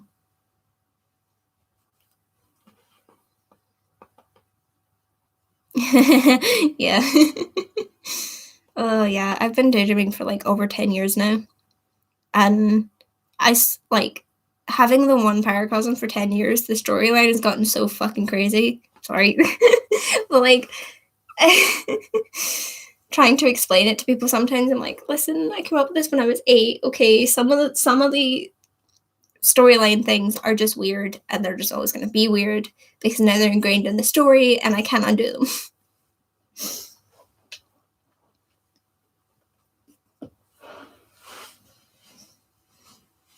Like my paracosm is supernatural, but half of it's kind of grounded somewhere in reality. Like reality isn't as possible. And then off to the side, there's just aliens because I came up with an alien race when I was a kid, and then the characters became important to the story, and the fact that they were aliens was core part of their identity. So now we just have aliens hanging out. There's like 6 of them in a 500 people paracosm, but they're important, so they're staying that way.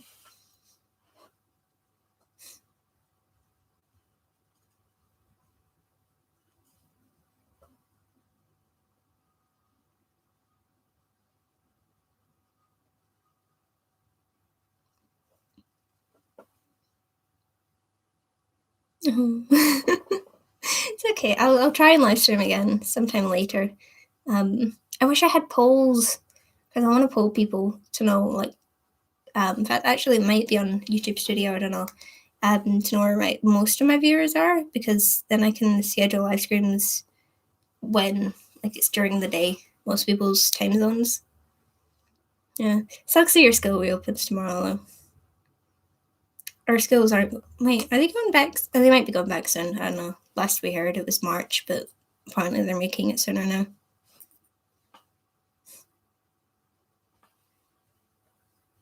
I hope it goes okay.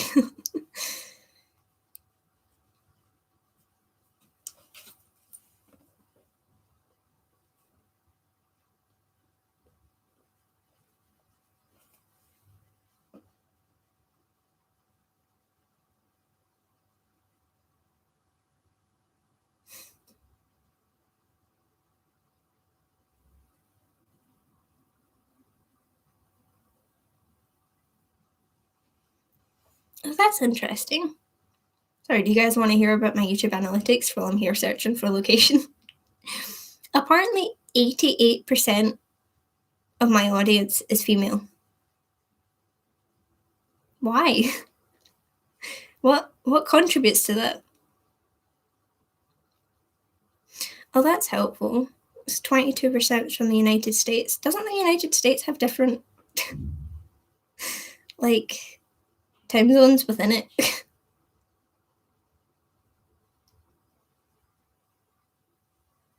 Yes.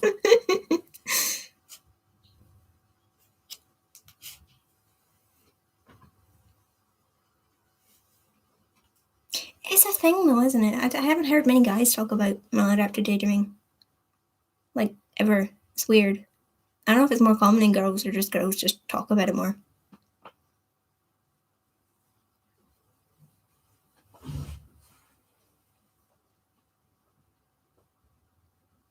Apparently. Sorry, mate.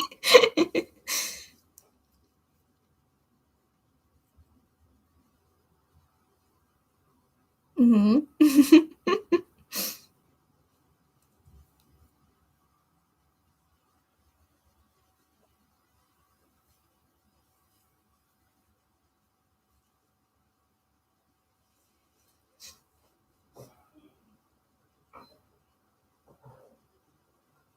Can you hear that?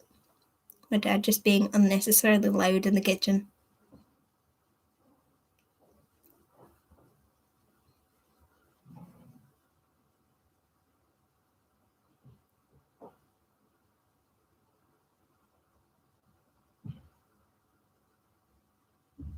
Smash, smash. Okay, we get it.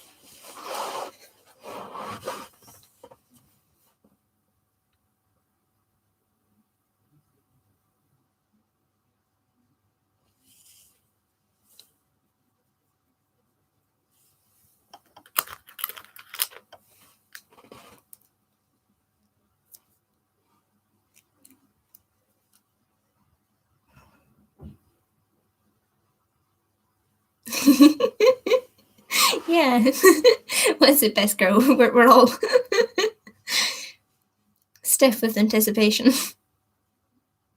Oh, I'm sorry.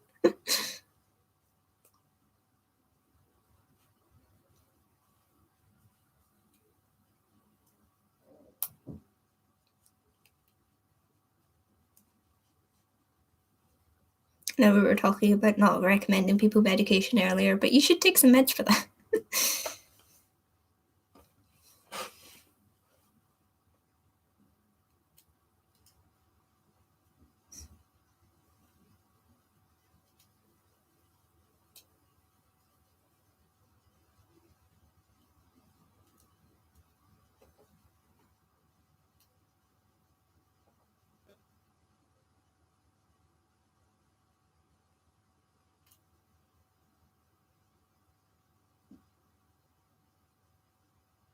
Oh, yeah, I love that. Love when that happens. These actually stopped working on me recently, and they've only just started working again. I'm like, please don't crap out on me.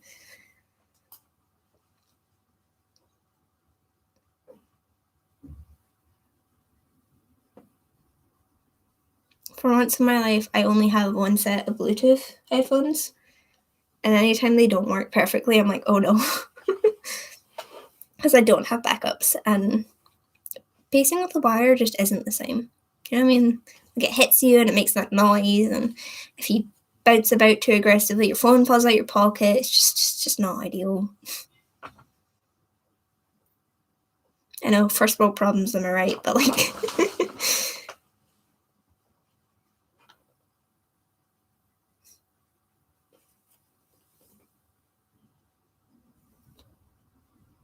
yeah.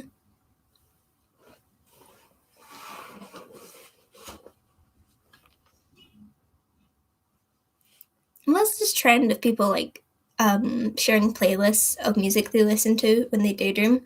I'm like, I can't do that. It's some of that music is like it's horrible, but if it's to do with my power closet, I might download it, you know. So I don't even know what's in that playlist. Like people be sharing their playlists and it's these like wholesome little things, and I'm like, there are some really interesting songs on my playlist because my power me relates to them, but I do not. And I would never release the playlist just because I don't want anyone thinking that I do. Um, yeah, no, I've bloody couple thousand songs on iTunes. Epic music? Is that like a genre? I don't know. Epic has in like big theatrical stuff. It depends on the daydream, really. You know what I mean? Like my music taste is so like all over the place because it just depends on what the daydream requires. I've got some things that are like high adrenaline kind of like remixy music, and then I've got some things that are like small little sad acoustic things, just because it depends on what the mood of the daydream requires.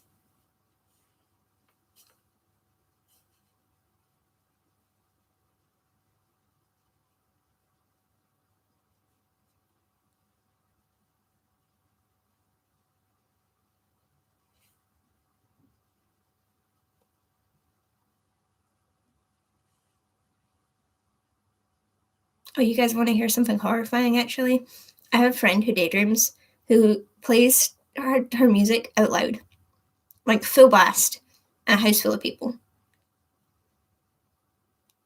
How? That's my only question. How?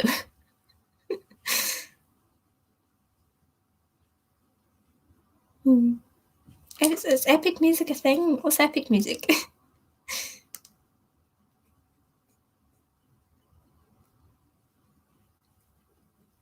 Yeah, I love electronic music. It's my absolute favorite thing.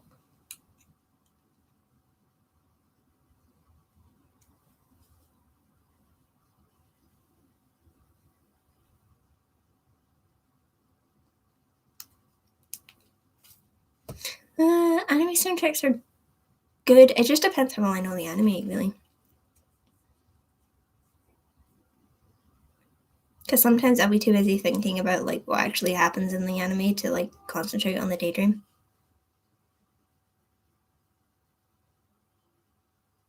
I don't, but I can look it up. Oh yeah, I forget I have a double monitor.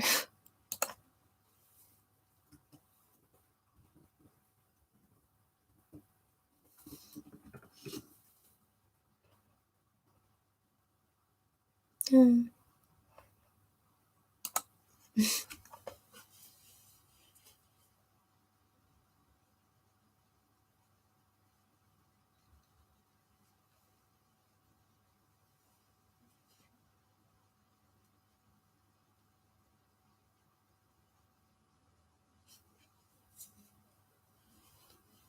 We're talking about electronic music. Is anyone here a fan of Corpse Husband? I recently discovered his music recently discovered his music recently, yeah. And I'm kind of obsessed.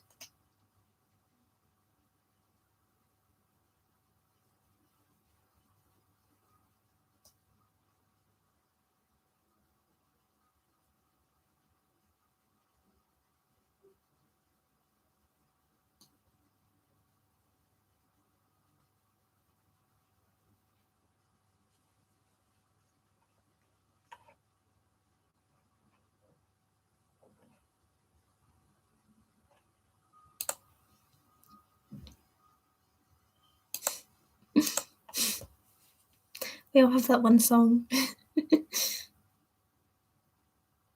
Yes, choke me like that guy. That made me when I write down all your suggestions for music. I need new music in my life really badly. Yeah, like I said, it depends on the mood of the daydream, but reverb songs are great.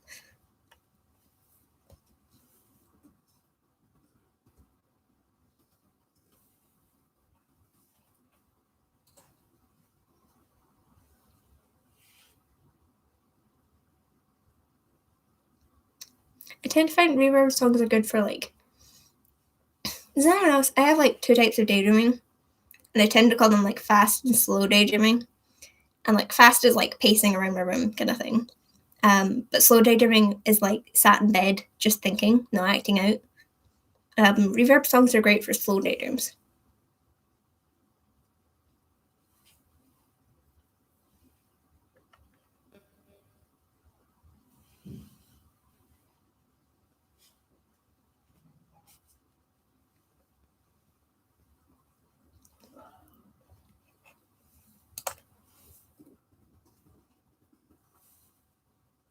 Oh, film score composer, yeah, those are great. Oh, it's like I have so many remixes of the Avengers theme in my playlist.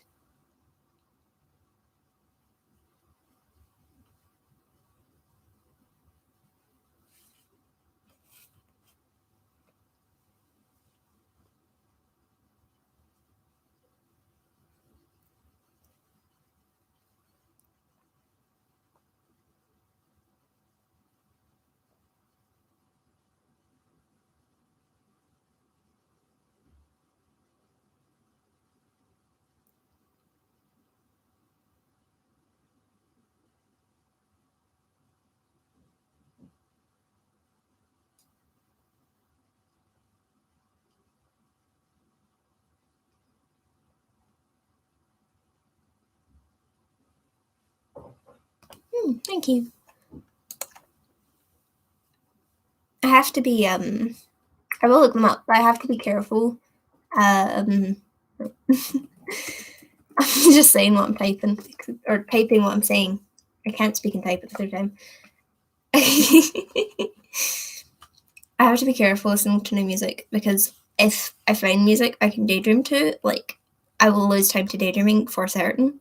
So I tend to only listen to new music when I have time to, because yeah, otherwise I don't have a choice. I have to daydream for a while.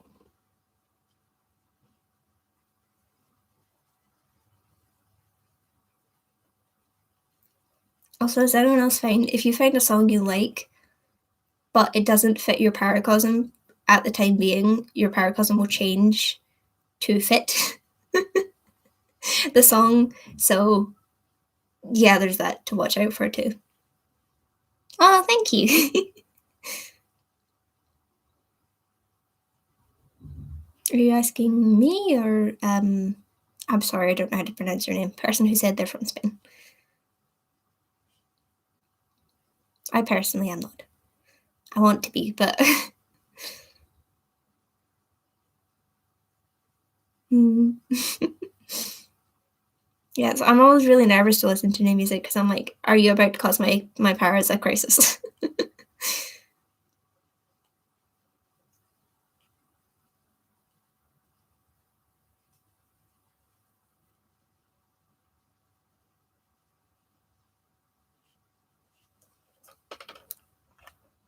But oh god, I have a friend who's like really into film. She's doing like a degree in it. And she always wants me to watch movies, and I'm like, fam. First of all, if we watch movies together, we're watching the movie and then you are leaving because I am daydreaming. Second of all, we are watching only specific types of movies because otherwise you'll make horrible things happen in my paracos.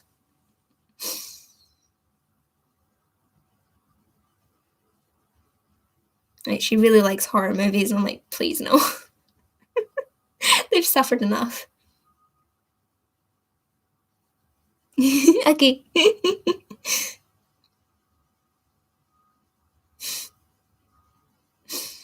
She's like, watch this movie. It's got a great torture scene in it. I'm like, my parents don't need this. Stop it.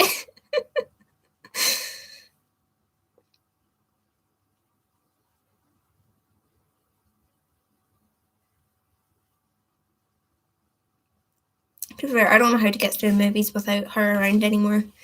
Whenever I like want to watch a movie at this point, I have to call her up and be like, so if I watch this on my own, it will take me 3 weeks because I will need to keep playing it and then pausing it less than 2 minutes later to daydream.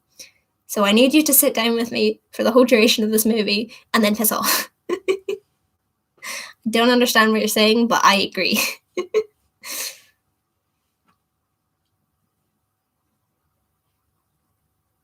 Yeah, they are great. I do like horror movies. I just like, I tend to watch horror movies when I have a para around who I don't like, and they can get tortured. But leave my poor babies who've been in it since the start alone.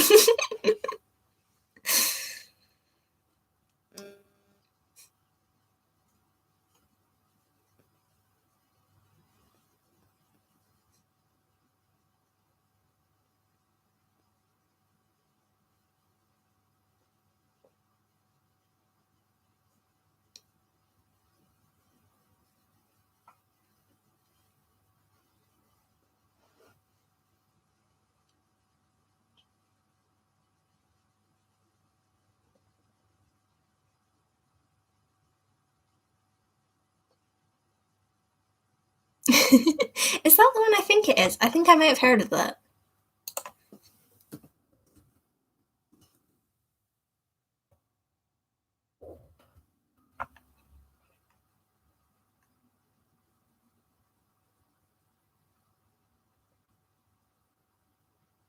Oh, no, I haven't. I've heard of one by a similar name. I might have to watch that.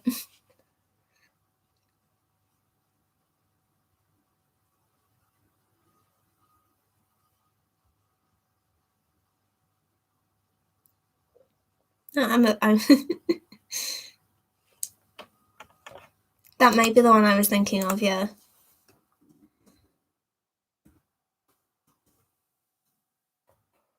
Yeah, that's the one. I've never actually seen it, but I've heard a lot about it. I do that a lot. I don't watch things. I just hear other people talk about them, and I'm like, I love this movie. People are like, have you seen it? And I'm like, no. Same with games. Does anyone else watch a lot of like gaming YouTubers? Because I don't know what it is, but when someone is like,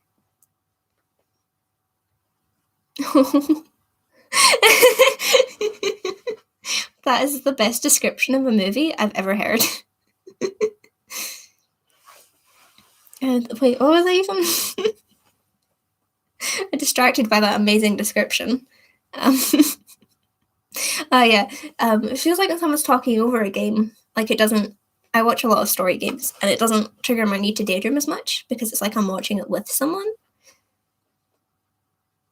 Mm, Another one I've heard of but never actually seen. So I've seen. No, I mean we are daydreamers. Honestly, playing with dolls is probably a better outlet. Oh, thank you. This is so much fun. I was so nervous to do it, but I'm really glad I have now. I've been thinking about doing live stream stuff for like nearly a month and a half now. Um, I just couldn't find the time to do it, and by that I mean I kept saying I didn't have the time, when in fact I was just really nervous to do it. No, I still have my dolls. I just don't necessarily play with them anymore because I hate fidgety things, and it feels fidgety to try and get them to stand up and do what I want them to do. That was also my problem with dolls as a kid too. Yeah, exactly. As long as you're not hurting anyone, you know?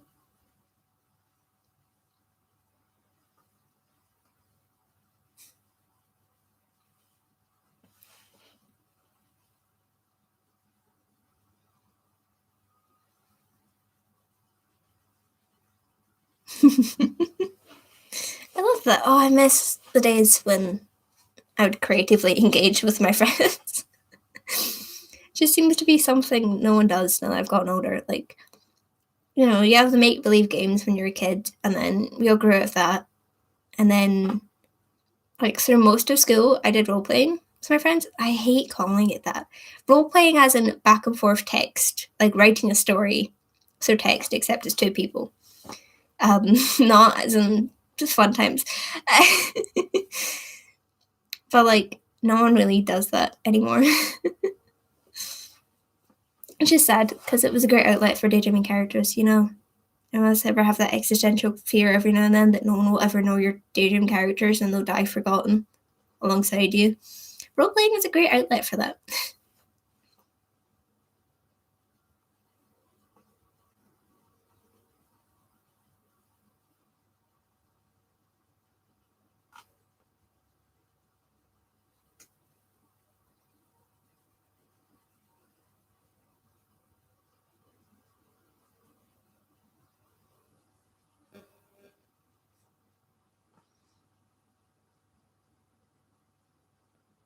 Of course! Yeah, oh my god, I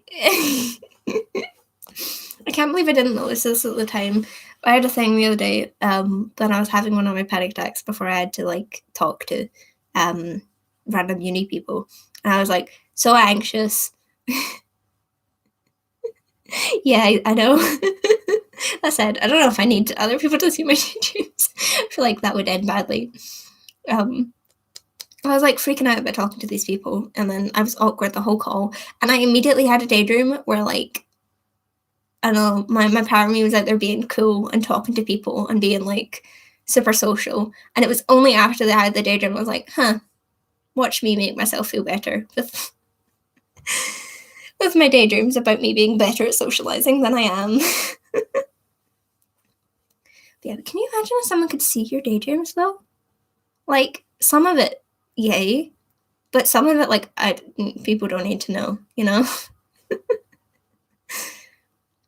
I can think of a few daydreams that people would probably look at me differently if they could have seen.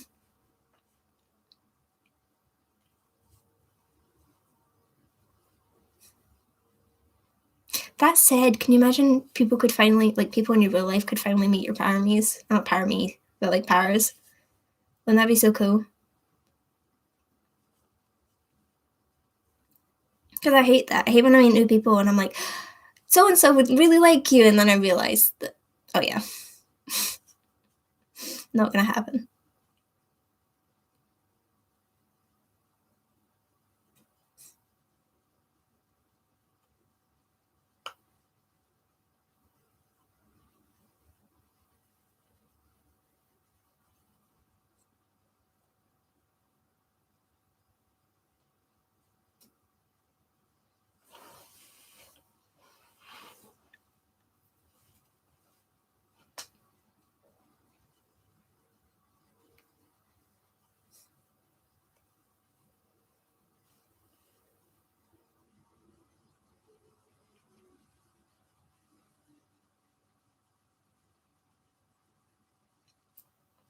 Especially with a way to like track how much time you use an app, like a specific app, like Spotify or something that runs in the background, um, for like a week or so, because it's really hard to time how long you daydream, and I feel like that would make it so much easier. But for whatever reason, my iPhone just does not want to record it. That's the technology I'm waiting on. Simple things keep me happy.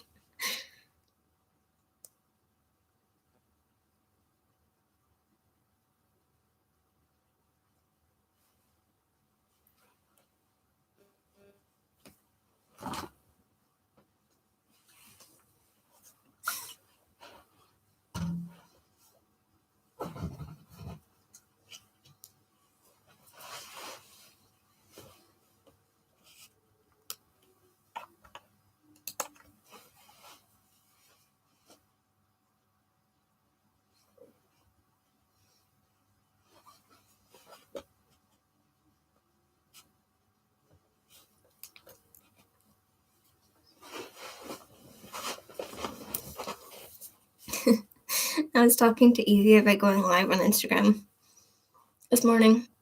I was like, should I change out on my pajama bottoms? She's like, no, people won't see it. And I'm like, you forget. I cannot sit on a chair like a normal person. Yes, they will.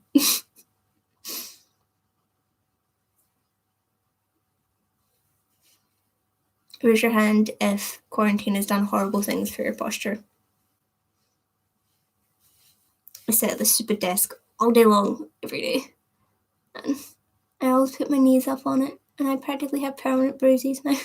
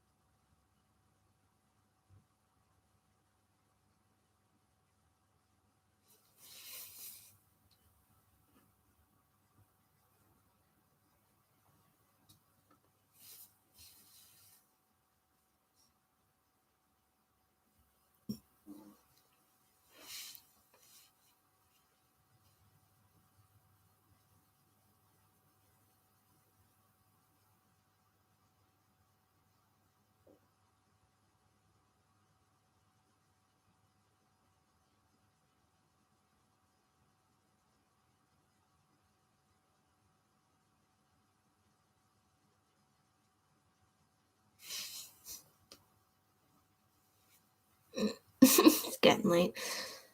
I should probably head soon. I need to do uni work. I really don't want to do uni work. As you can tell by the fact I spent 24 hours daydreaming yesterday, and I'm now here instead of doing that work.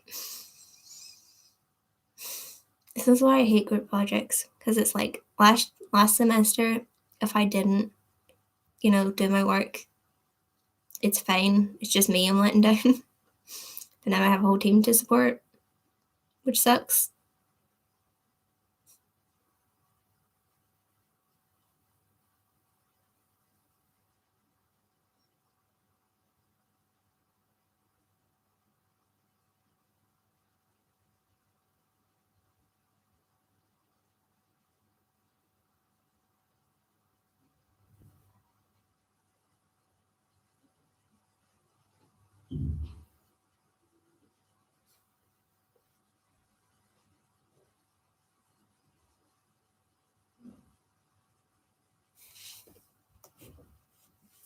I'll go it in the next 10 minutes. She said, continuing to push back how long she can procrastinate for. Yeah, I'll go and hits 2.5 hours. There we go. Lord means decision made.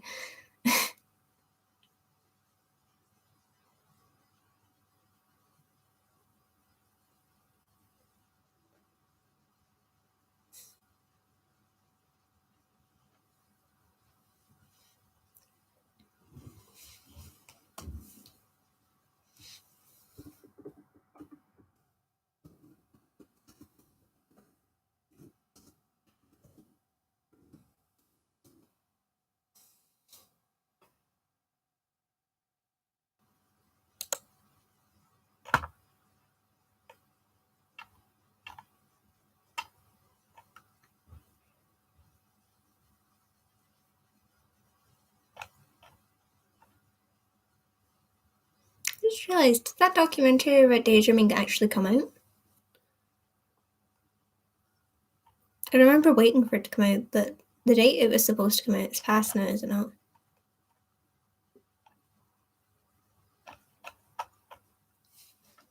May have to look that up later.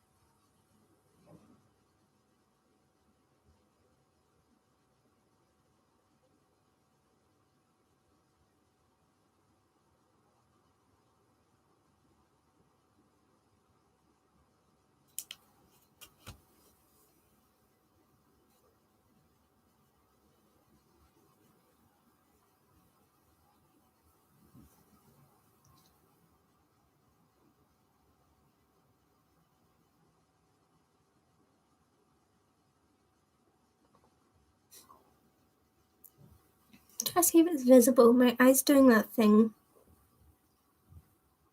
Does anyone else I do this, or is this just like a... My family seems to have a weird response to stress in lots of ways. We have lots of physical side effects. And one of them is that every now and then, this like bottom eyelid will twitch. Like, visibly if it's bad enough. And it's really distracting and annoying.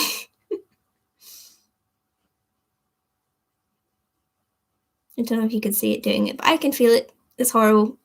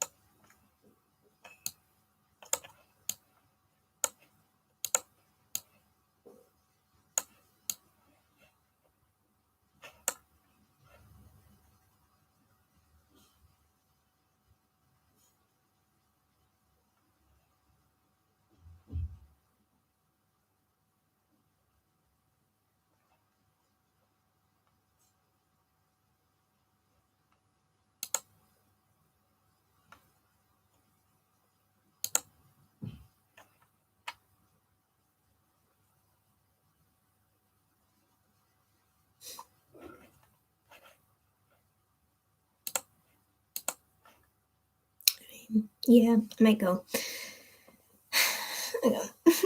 Don't mind me just checking my emails there. So much to do. No desire to do any of it. Well, I need to, so I'm gonna go. This was fun. I will do it again soon. Okay, well, bye.